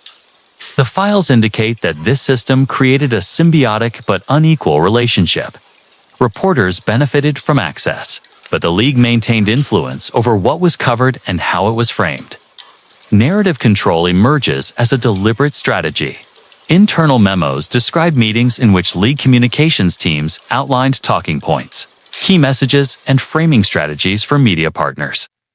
Journalists covering contentious issues such as player misconduct, internal investigations, or controversial decisions were often presented with curated information designed to shape the story.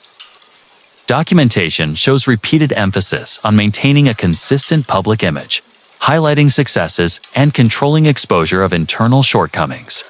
The league's guidance shaped coverage while preserving the appearance of journalistic independence. The files also reveal stories never told. Internal investigative reports note incidents, complaints, and internal deliberations that were withheld from public disclosure. Correspondence between league officials and media personnel occasionally reflects discussions about how to manage sensitive information, mitigate reputational risk, and prevent leaks. I examined internal communications detailing the evaluation of media coverage. Emails show league staff monitoring publications, social media commentary, and television segments to assess alignment with league messaging. Reports documented deviations, emphasizing corrective engagement through reminders, guidance, and occasionally withholding future access. The internal record demonstrates that the league actively monitored and influenced media behavior, ensuring that coverage reinforced institutional priorities and minimized scrutiny. Internal documents also emphasize the role of exclusivity in reinforcing compliance. Internal correspondence shows strategic framing of incidents involving player misconduct, investigations, and internal disputes. Reports indicate that certain details were intentionally withheld or downplayed, ensuring that the public narrative aligned with the league's preferred interpretation of events. Emails emphasize the importance of cultivating cooperative relationships, managing dissenting coverage, and controlling narrative framing. The league's internal strategies demonstrate that access journalism is not simply about privilege, but also about control, shaping the information ecosystem in which stories are told. Internal investigative files also describe coordination between league offices, public relations teams, and legal counsel to manage coverage of sensitive matters. The files provide insight into how stories that could challenge the league's image are contained. Sensitive internal investigations, complaints, and disciplinary actions are often summarized in sanitized reports or withheld entirely from external audiences. Memos indicate that league officials carefully controlled which details were disclosed, ensuring that potentially damaging information remained internal. This control reinforces the broader pattern of silence observed across investigations, policy enforcement, and organizational accountability. I noted repeated internal discussions about proactive engagement with media outlets. The files detail briefings, embargoes, and curated access designed to preempt negative reporting. Internal correspondence emphasizes the dual objectives of promoting league narratives while mitigating reputational risk. Ultimately, the internal files on media relationships reveal a league deeply invested in controlling narrative and maintaining silence on sensitive matters. Access journalism, curated exposure, and strategic oversight converge to ensure that stories align with institutional priorities. Internal documents highlight the systematic nature of this control, illustrating how information flow is managed to reinforce authority, minimize scrutiny, and maintain the appearance of integrity. The result is a carefully orchestrated environment in which the stories that reach the public are shaped, limited, and filtered by the league's priorities. I remember reading through the internal files on whistleblowers within the NFL, and immediately the stakes became clear. The documents reveal a system where courage to speak out was met with calculated retaliation, career consequences, and professional isolation. Individuals who came forward to expose misconduct, unsafe practices, or violations of league rules often found themselves marginalized, reassigned, or effectively blacklisted. Internal communications, emails, and investigative notes detailed both the awareness of these consequences by league officials and the mechanisms used to ensure silence. The files illustrate a chilling reality. The cost of telling the truth could be severe, and fear became a powerful deterrent. Retaliation is a recurring theme in the documentation. Internal memos describe instances in which employees, staff, or even players who attempted to report internal concerns faced subtle but decisive reprisals. Emails between executives reveal strategies for handling whistleblowers, including reassignment to less prominent roles, delayed promotions, and internal investigations designed to discredit the individual. The files suggest that, while overt punitive measures were rare, the combination of bureaucratic pressure and professional obstruction effectively discouraged dissent. Career consequences are documented extensively. Internal correspondence outlines situations in which whistleblowers experienced stagnation, loss of authority, or removal from key assignments. The files highlight that even when individuals acted with integrity and followed proper reporting channels, their careers were negatively impacted. Emails from league executives candidly acknowledge the tension between legal obligations to protect reporting and institutional incentives to preserve secrecy. The documents demonstrate that systemic risk management often prioritized reputational protection over individual justice. Fear as deterrent permeates the internal culture. Investigative notes describe the ripple effects when one employee faced retaliation. The files show that colleagues observing the treatment of whistleblowers were less likely to raise concerns, creating a culture of self-censorship. Internal memos reflect awareness that punitive measures, even if subtle, communicated a clear message. Exposing misconduct could carry personal and professional consequences. The system functioned not only to punish, but to dissuade, ensuring that silence was maintained and internal issues remained contained. I reviewed emails and reports detailing management strategies when handling potential whistleblowers. The files revealed that league officials were keenly aware of both legal obligations and reputational risks. Correspondence discusses how to balance compliance with retaliation, often resulting in indirect or subtle measures that were difficult to challenge formally. Internal documentation shows a consistent pattern. Whistleblowers were marginalized without leaving a clear trail of overt disciplinary action, creating plausible deniability while achieving the goal of discouraging exposure. Internal investigative files highlight patterns of preemptive suppression. Officials regularly monitored communications, reviewed employee conduct, and evaluated potential risks associated with individuals who might come forward. Emails reveal discussions about carefully crafting responses to whistleblower inquiries, managing internal narratives, and controlling information flow. The files indicate a sophisticated understanding of how to manage and mitigate potential disclosure, emphasizing strategic containment rather than transparent resolution. I examined correspondence between human resources, legal teams, and league executives.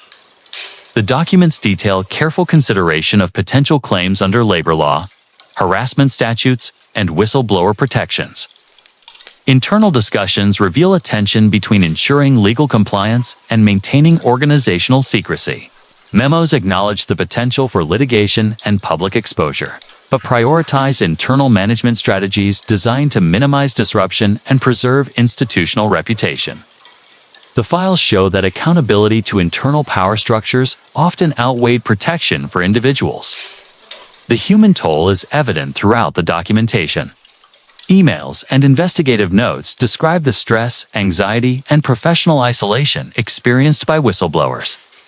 Individuals reported feelings of betrayal, uncertainty, and vulnerability. Internal communications acknowledge that these consequences were foreseeable and, in some cases, intentionally leveraged as a deterrent to maintain control.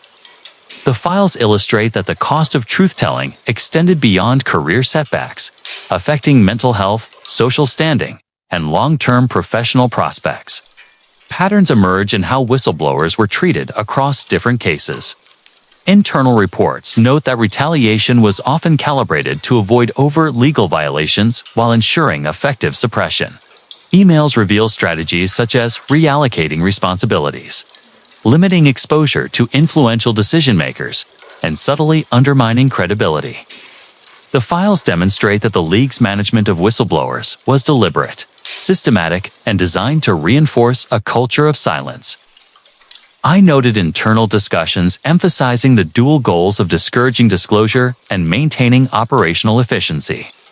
Memos indicate that whistleblower management was integrated into broader strategic planning, with careful attention to timing, messaging, and personnel dynamics.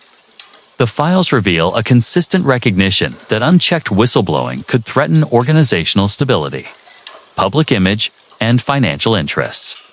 The league's approach combines subtle punishment with strategic messaging, ensuring that fear reinforced compliance. Internal correspondence highlights case studies in which whistleblowers attempted to challenge the system.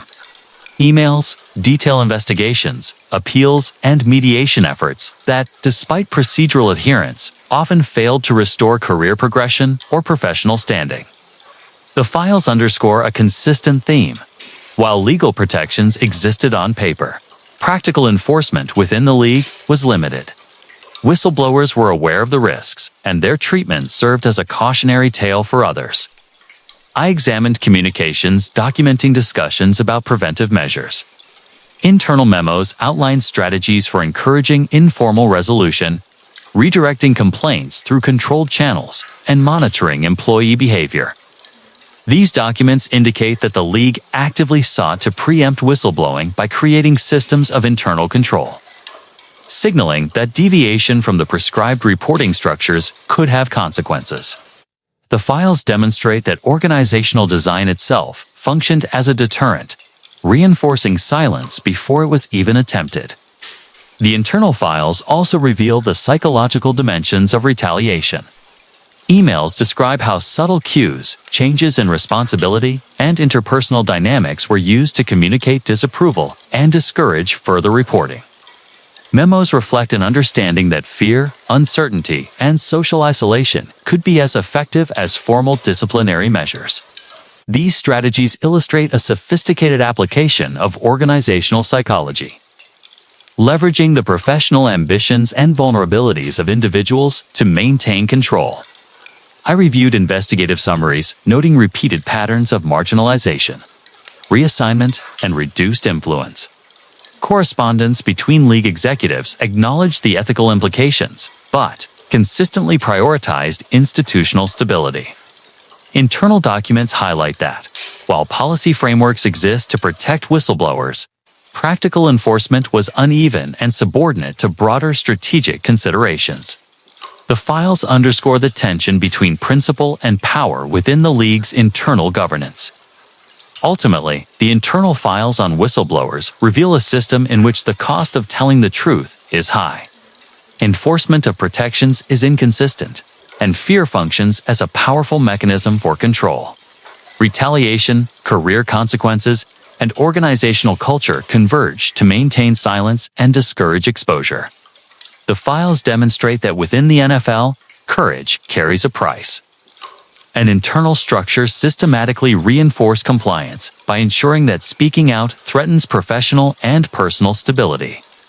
I remember reviewing the internal files on NFL settlements, and the pattern became immediately clear.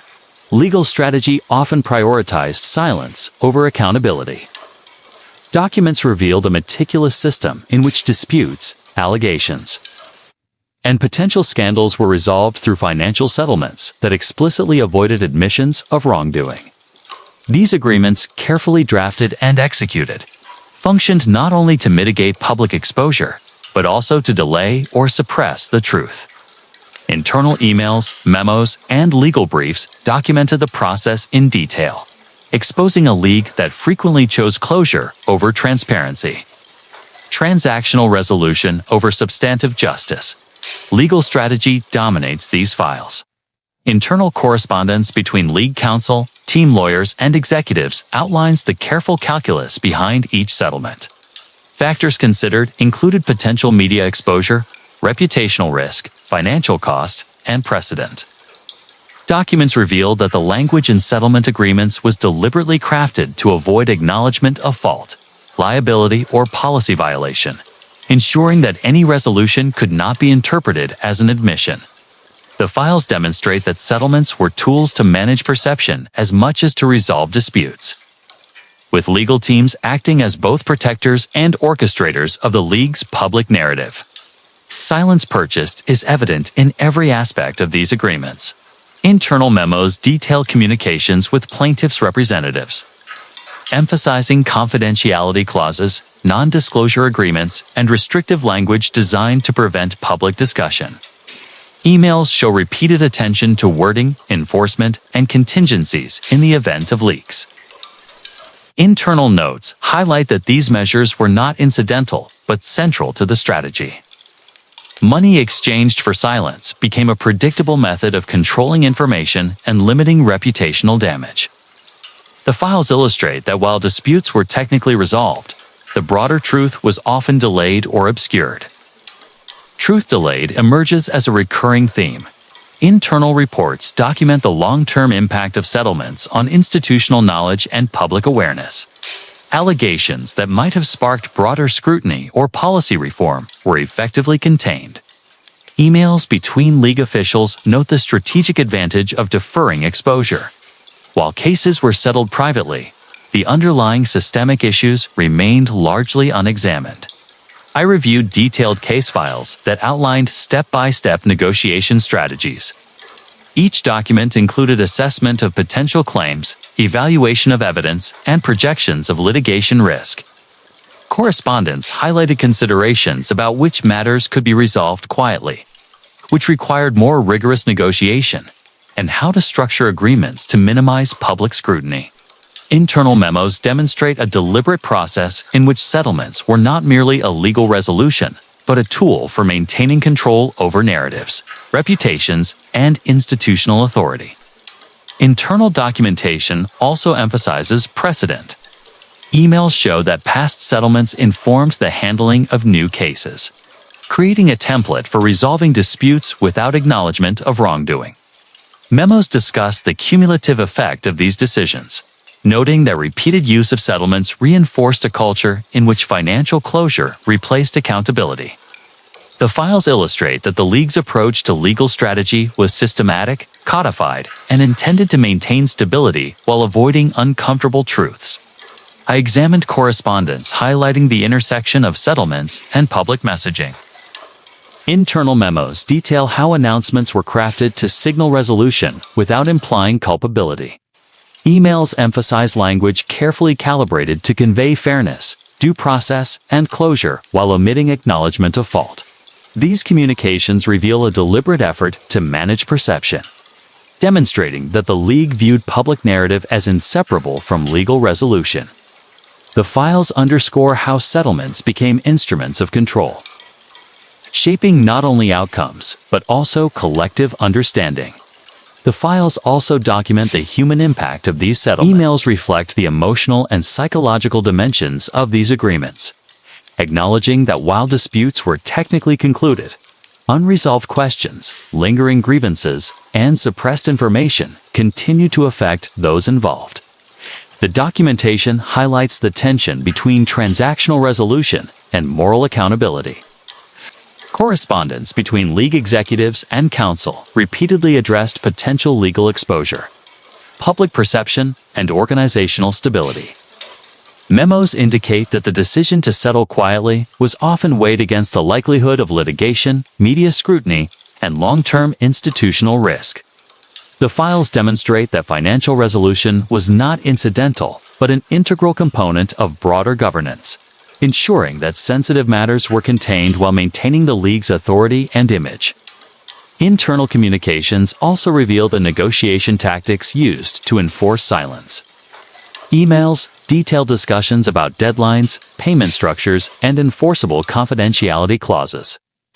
Memos reflect strategies to limit disclosure, prevent secondary litigation, and reduce the risk of leaks.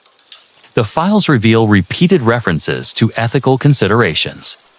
Internal memos acknowledge the moral tension inherent in purchasing silence, noting that while such agreements protected the League, they also delayed public accountability. Emails show discussions weighing the benefit of rapid closure against the potential harm of unresolved truth. The internal correspondence highlights that these decisions were deliberate and conscious, reflecting a calculated approach to balancing legal risk, public perception, and institutional stability. I reviewed comparative case files showing variations in settlement structure. Some agreements involve structured payments over time, others lump sums, all accompanied by strict non-disclosure clauses. Internal memos discuss the strategic rationale behind these variations, emphasizing flexibility and discretion to address individual circumstances while maintaining overarching objectives of control and secrecy. The files illustrate that while each case was unique, the underlying philosophy remained consistent. Closure achieved through silence. Internal investigative notes also highlight the cumulative effect of repeated settlements. Emails reflect awareness that consistent use of confidential agreements creates a culture in which systemic problems persist unexamined. Documentation shows that the League recognized the long-term risk of suppressing truth, yet prioritized immediate containment. The files demonstrate a careful balance between operational efficiency and ethical accountability, with transactional resolution often taking precedence over comprehensive transparency. The psychological and organizational impact of settlements is evident in the files. Internal correspondence emphasizes that silence, once purchased, reinforces a broader culture of discretion. Memos describe how employees, players, and staff internalize the lesson that raising concerns could result in isolation, legal entanglement, or financial settlement rather than substantive reform. The files show that settlements functioned not only as resolution, but also as a deterrent, shaping behavior across the League. Ultimately, the internal files on settlements without admissions reveal a League that systematically replaces accountability with closure. Legal strategy, purchased silence, and delayed truth converge to maintain institutional control, protect reputation, and manage perception. Internal documentation exposes a deliberate pattern in which disputes are resolved quietly, facts are obscured, and lessons are deferred, demonstrating that within the NFL, closure often comes at the expense of transparency, justice, and truth. I remember opening the internal files from the Commissioner's office and being struck by the concentration of power evident within the documents. The league's top office functions as both investigator and enforcer, judge and arbiter, creating a structure in which authority is centralized to an extraordinary degree. Emails, memos, and internal reports reveal that nearly every major decision, disciplinary actions, policy enforcement, and investigation outcomes flowed through this singular hub. The files underscore a fundamental tension: the very office charged with maintaining fairness. Memos indicate that executives and investigators frequently sought guidance or approval before proceeding, highlighting the extent to which authority is concentrated, and final determination by the Commissioner's office, emphasizing a hierarchy in which ultimate control resides at the top. Conflict of interest is apparent throughout the documentation. Internal reports repeatedly note that the Commissioner's office must balance competing priorities: protecting the integrity of the game, maintaining public trust, preserving financial stability, and safeguarding influential owners. Memos reveal that even disciplinary actions are considered in light of potential media fallout, fan reaction, and impact on revenue streams, highlighting the inherent conflict embedded in centralized authority. Structural imbalance is evident in the files. Investigative reports, internal audits, and executive communications show a system where accountability is disproportionately applied. Players, coaches, and lower-level employees are subject to rigorous scrutiny, while owners, executives, and influential figures often receive protections or leniency. Internal correspondence acknowledges these disparities, discussing the optics of enforcement versus the practical realities of hierarchical power. The files illustrate that the Commissioner's office functions as the final arbiter, wielding influence in ways that reinforce institutional hierarchy rather than leveling the field. I examined case files, demonstrating the decision-making processes within the Commissioner's office. Emails indicate that each decision is carefully calibrated, weighing precedent, legal implications, public perception, and internal politics. The internal files also reveal how investigations are filtered through centralized oversight. Internal memos detail the phrasing, timing, and framing of disclosures, illustrating how centralized authority extends into narrative control. Memos reflect awareness that players, coaches, and staff are acutely conscious of the power concentrated in a single office. These documents reveal that centralization inherently privileges institutional protection over equitable treatment. The documents expose a system in which formal processes are circumscribed by structural design, ensuring that power remains concentrated and decisions are rarely independent. Internal memos repeatedly emphasize the importance of precedent. Decisions made in one case are referenced in subsequent deliberations to justify actions or maintain consistency. Emails show that this focus on precedent is carefully curated by the Commissioner's office, ensuring that each case supports the broader institutional narrative. The files reveal that centralized authority allows the office not only to enforce rules, but to shape the evolving standards themselves, embedding influence within the league's historical record. Memos reveal deliberations over disclosure, timing, and potential consequences. Emails indicate that interventions are often calibrated to protect institutional reputation and prevent public fallout, rather than solely to uphold procedural fairness. These documents illustrate that central authority enables strategic discretion, raising questions about whose interests the system truly serves. The files reveal attention to media strategy and public relations. Emails document coordination with communications teams to frame announcements, manage press inquiries, and shape messaging surrounding sensitive cases. Emails suggest that while ethical concerns are debated, institutional priorities frequently take precedence, reflecting the structural imbalance inherent in centralized authority. The files underscore that the office operates within a framework where power consolidation shapes both principle and practice. I noted multiple case studies in which centralized authority directly influenced investigative outcomes. Internal reports demonstrate that findings were modified, suppressed, or reframed under guidance from the Commissioner's office. Emails describe the reasoning behind these interventions, often citing reputational protection, consistency, or strategic messaging. The documentation exposes the tension between stated impartiality and operational discretion, highlighting the extraordinary influence of a single office over both process and outcome. Ultimately, the internal files on the Commissioner's office reveal a system defined by concentrated authority, structural imbalance, and inherent conflicts of interest. Centralization ensures operational efficiency and consistent messaging.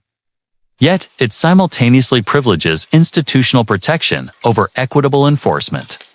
Internal documentation demonstrates that while the office is tasked with upholding integrity, its power enables decisions that serve organizational interests, shape investigations, and influence public perception. The files raise fundamental questions about whose interests the system is designed to protect and at what cost to fairness, transparency, and trust. From Spygate to Bountygate, from CTE research suppression to settlements without admissions, the League's approach followed a recognizable script. Internal emails from the early 2000s through recent seasons consistently describe similar approaches to scandal management. Investigative reports, legal correspondence, and executive memos repeatedly reference lessons learned from prior incidents, emphasizing the continuity of strategy.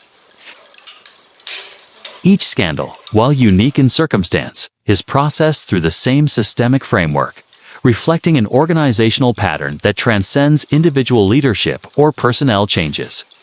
Institutional memory emerges as a critical factor in shaping outcomes. Internal documentation reveals that prior cases are used as templates for current investigations. Files detail how players, coaches, and staff are assessed based on past precedent, internal guidance, and anticipated media impact. Memos repeatedly note the advantage of predictability, emphasizing that consistency maintains institutional credibility while subtly reinforcing control. I examined cross-decade comparisons of high-profile cases. Internal analyses demonstrate that similar decision-making structures are applied regardless of the nature of the incident, whether ethical violations, medical cover-ups, or player misconduct. Emails reveal repeated references to prior handling, reinforcing a standardization of internal processes. Memos detail strategic deployment of confidentiality agreements, selective public disclosures, and internal pressure to conform with institutional priorities. The files document explicit references to lessons learned. Internal communications from different eras repeatedly highlight successful strategies for controlling exposure, mitigating media scrutiny, and managing individual accountability. I reviewed investigative summaries, illustrating recurring structural patterns. Memos describe the influence of central authority, the prioritization of institutional protection, and the management of public narrative as constants in the investigative process. Internal communications also highlight the strategic use of precedent to manage expectations. Memos emphasize that prior handling of discipline, settlements, and media disclosures serves as a reference point for current decisions. The human dimension is evident throughout the documentation. Internal reports describe how players, staff, and other stakeholders quickly learn the implicit rules of engagement. The files suggest that repetition and institutional memory create a culture in which predictability governs conduct, reinforces compliance, and discourages deviation from established norms. I examined correspondence showing the interplay between internal memory and external messaging. Memos and emails detail how historical precedent guides public statements, press releases, and narrative framing. These illustrate that repetition and institutional memory extend beyond enforcement into public perception, ensuring that patterns are visible yet controlled. Emails document how these precedents inform negotiation tactics, risk assessment, and strategic communication. The files show that predictable structures and settlements reinforce broader systemic patterns, ensuring that truth is managed, delayed, or obscured in a manner consistent with prior practices. Emails indicate that leadership views predictability as a tool to maintain control, even at the expense of transparency or immediate accountability. The documents reveal that predictability is not simply procedural, but cultural, influencing attitudes, trust, and interactions across the league ecosystem. The files expose a system in which outcomes are anticipated, silence is managed, and institutional priorities dominate over individual justice. The pattern is neither incidental nor erratic. It is deliberate, systemic, and foundational to how the NFL manages both internal challenges and public perception. I remember sitting with the internal files that documented the consequences of the NFL's hidden decisions. And the human toll was immediately clear. Across decades, the league's choices from selective enforcement to settlements without admissions, from controlled investigations to centralized authority, have rippled outward, leaving a trail of personal loss, emotional strain, and fractured trust. The files reveal the cost not only in fines, suspensions, or lost revenue, but in the lives of players, the stability of families, the expectations of fans, and the integrity of the game itself. I reflected on the countless men who stepped onto the field with hope, ambition, and pride, only to emerge changed, burdened, and in some cases, invisible to the world that cheered for them. The cost is real, enduring, and largely hidden behind the polished narratives of victories, highlights, and celebrated moments.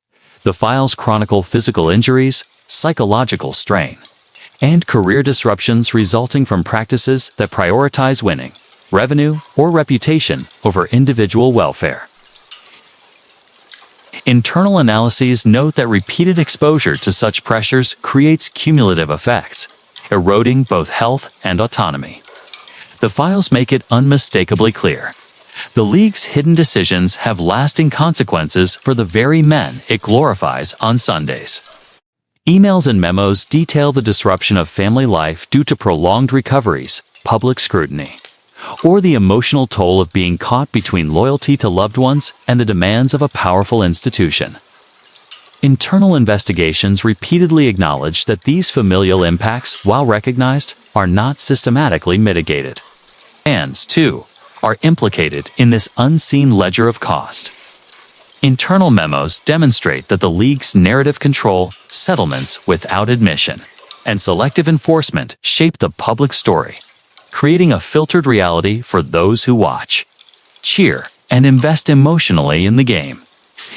The files show that fans often experience an incomplete, curated version of events, shaping perception, loyalty, and belief in a system that frequently conceals its internal reckoning.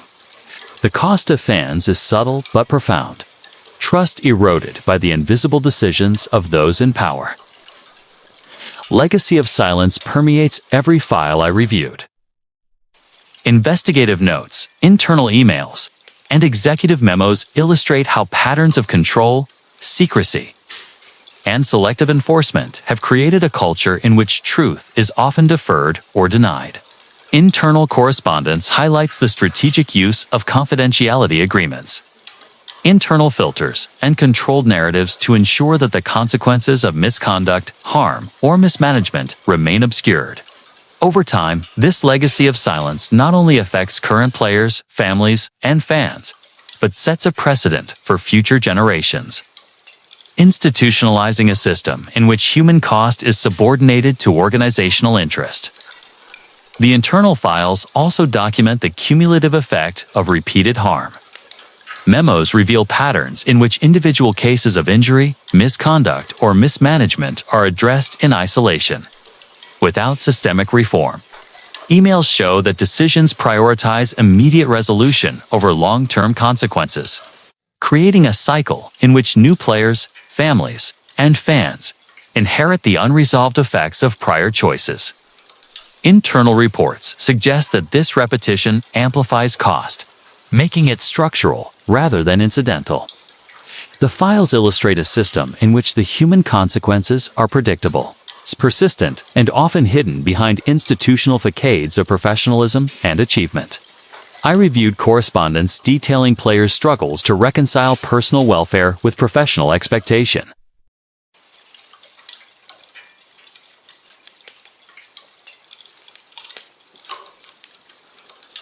Emails document the psychological toll of repeated injuries, internal investigations, and mediated settlements. The files reveal that even when support structures exist on paper, the lived experience of players is defined by constraint, negotiation, and compromise, with personal cost frequently overshadowed by institutional priorities. The documents show that the league's hidden practices shape the trajectory of careers, the health of bodies, and the stability of minds. Families navigating these consequences often encounter institutional opacity. Internal correspondence shows that communication about investigations, health outcomes, or disciplinary measures is filtered, limited, and strategically framed. Memos highlight that family members rarely receive full explanations, leaving them to navigate uncertainty while advocating for their loved ones. Emails detail the emotional burden this creates, as relatives balance loyalty, concern, and frustration with the imperatives of a powerful organization. The files make clear that the hidden cost is shared, extending the consequences of institutional choice into the intimate sphere of personal life. I also studied how fans internalize these patterns. Internal emails discuss the importance of narrative management and public relations, demonstrating an awareness of fan perception. Memos describe strategies to maintain enthusiasm, trust, and viewership despite underlying controversies, injuries, or scandals. The files indicate that the league deliberately manages the fan experience to mitigate disillusionment, highlighting a transactional approach in which perception is controlled while truth is deferred. For fans, the cost is not only ethical but emotional, as devotion is maintained through curated stories rather than full transparency. Legacy of silence is reinforced through institutional memory. Internal documentation traces how policies, investigative procedures, and precedents are carried forward across seasons and leadership changes. Emails and memos illustrate that methods for controlling narrative, limiting exposure, and enforcing compliance are codified in practice, ensuring continuity of hidden consequences. The files suggest that this institutionalization embeds cost into the very structure of the league, making human impact a predictable outcome of organizational design rather than an anomaly. I observed repeated attention in the files to ethical tensions. Memos recognize the dissonance between protecting reputation and safeguarding individual welfare. Emails highlight internal debates about the moral weight of decisions, yet the documents consistently show that operational imperatives, financial considerations, and institutional authority outweigh personal or communal concerns. Memos outline public relations campaigns, media statements, and community outreach designed to reinforce a positive image, even as private correspondence acknowledges unresolved consequences. Emails show that these strategies function to buffer the perception of fans, stakeholders, and players, while leaving substantive harm largely unaddressed. The files highlight a tension between image management and moral accountability, emphasizing that the cost persists despite outward appearances. Players' physical and psychological well-being is a recurring subject. Correspondence reveals repeated instances of decisions that prioritize operational continuity over individual care. Families' experiences further illuminate the toll. Internal memos detail the stress of navigating legal settlements, confidentiality clauses, and restricted communication. Emails illustrate how families are caught between advocating for their loved ones and adhering to institutional requirements. The files show that these pressures compound the personal cost, revealing that the impact of secrecy extends far beyond the field. Emotional and psychological burdens coupled with constrained agency. underscore the pervasive reach of institutional decisions. Fans' engagement is subtly shaped by these patterns. Internal communications indicate that careful messaging, curated narratives, and controlled disclosures ensure that enthusiasm and loyalty remain intact despite underlying controversies. Emails document the strategic management of perception, demonstrating that while fans invest emotionally, they rarely see the full scope of cost borne by players and families. The files highlight a mediated experience in which admiration is maintained through selective exposure, masking deeper structural consequences. Ultimately, the files illustrate that the cost of the NFL's hidden decisions is profound, multi-layered, and enduring.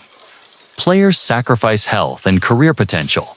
Families bear emotional and logistical burdens. Fans receive curated realities, and the legacy of silence perpetuates a system in which human consequences are subordinated to institutional interest.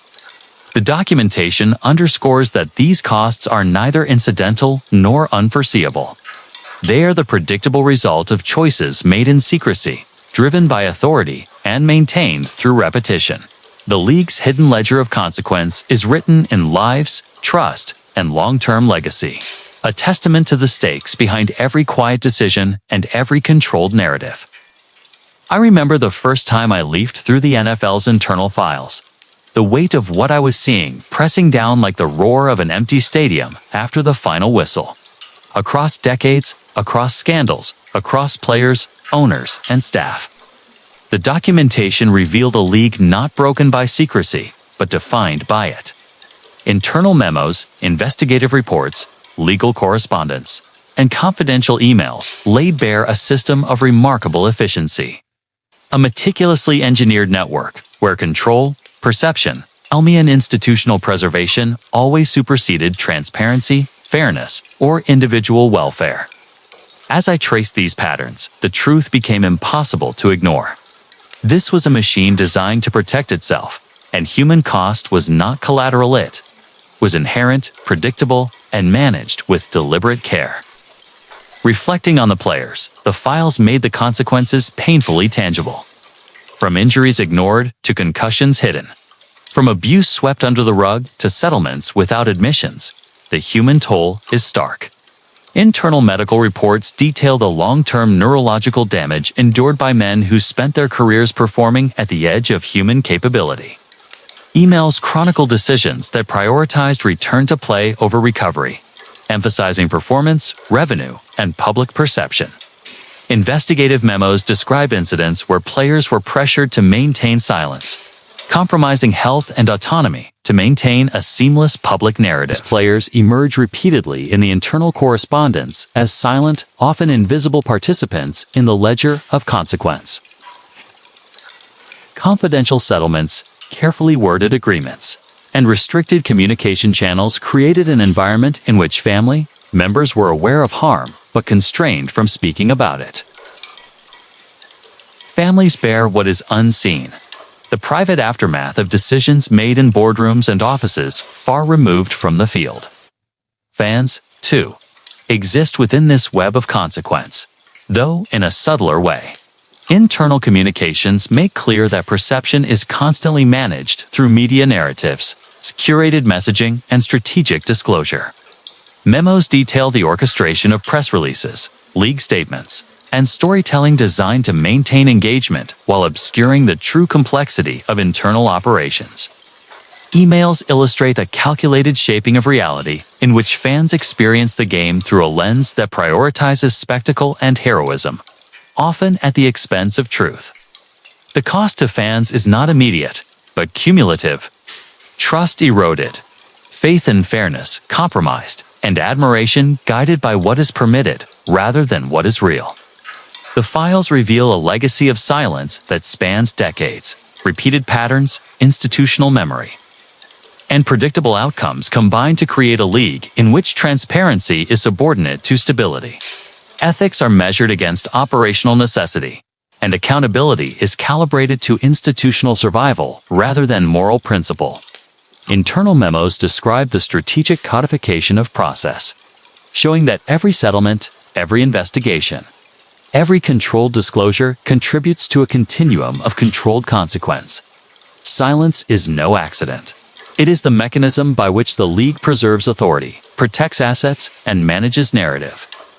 Human cost is embedded in this structure, and the files make clear that it was always known, always considered, and always accepted as the price of continuity.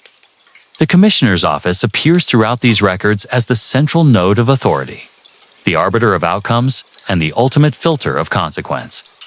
Emails and internal reports demonstrate the extraordinary discretion vested in this single office, which simultaneously adjudicates, negotiates, and frames narrative. Memos detail decisions that balance financial, reputational, and ethical considerations, often prioritizing institutional preservation over individual justice. The files reveal a structural imbalance in which centralized power ensures operational efficiency and consistent messaging, but also concentrates the capacity for bias, protectionism, and selective enforcement. Authority is both shield and instrument, guiding every aspect of internal governance while quietly shaping outcomes according to institutional interests. Internal correspondence reveals the systematic use of agreements, confidentiality clauses, and carefully structured payments to resolve disputes without acknowledging wrongdoing.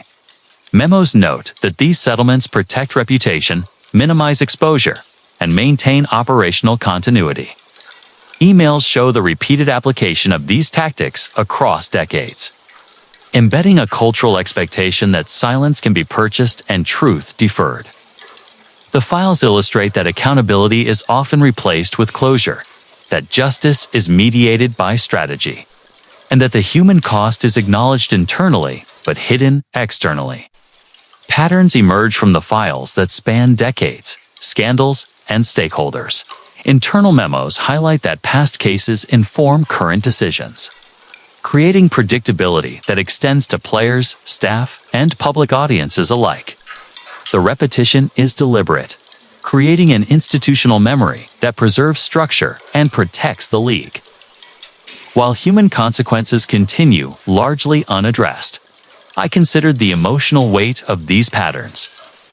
Players forced to conceal pain, families constrained in advocating for their loved ones, and fans experiencing a mediated reality all inhabit the space created by institutional design. Emails and memos document awareness among executives that these choices have moral and ethical implications. Yet internal discussions consistently emphasize operational priority, risk management, and narrative control.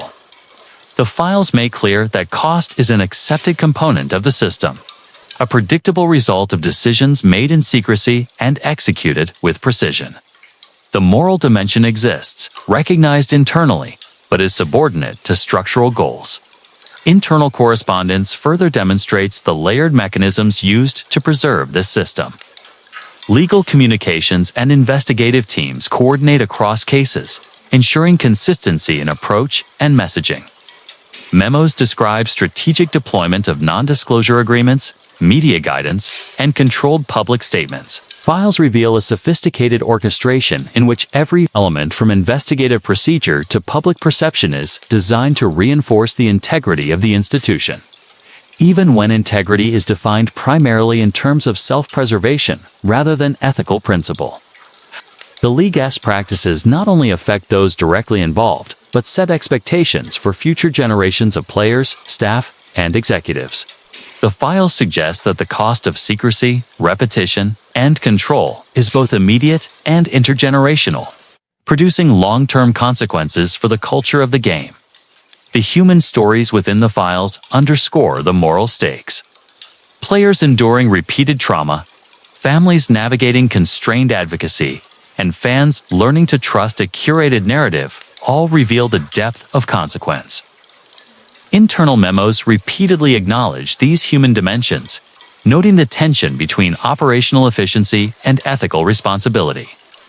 Emails show deliberate consideration of public perception, financial stability, and internal authority, often at the expense of transparency and welfare. Ultimately, these internal records compel a reckoning with what it means for a league to function exactly as designed. Secrecy, selective enforcement, centralized authority, and narrative control are not failures. They are features. The files make clear that understanding the NFL is not about cataloging mistakes or misjudgments, but recognizing the mechanics of power, the persistence of strategy, and the consequences that inevitably follow. As I reflected on these documents, I recognized that the cost of silence is not only measured in injuries, disrupted families, or disappointed fans. It is also reflected in the culture of the game, the collective trust of the audience, and the historical record that future generations inherit. The files reveal a system that is self-sustaining, resilient, and structured to endure, yet one that does so at a profound human and moral expense. The internal documentation invites a deeper contemplation. What is the value of entertainment when it comes at such a cost? What is the meaning of victories and championships when they are constructed within a gray framework that prioritizes control over transparency, protection over fairness, and image over truth? The files challenge not only the league, but also those of us who watch. Celebrate. In the end, the NFL's internal files expose a league defined by intentional design, where every mechanism, investigation, settlement, narrative control, and authorities executed to preserve institutional stability. The cost is real, multifaceted, and enduring. Players sacrificed, families strained, fans misled, and the integrity of the game shaped by strategic silence. Yet these consequences are neither accidental nor unforeseen. They are the product of a system functioning exactly as intended.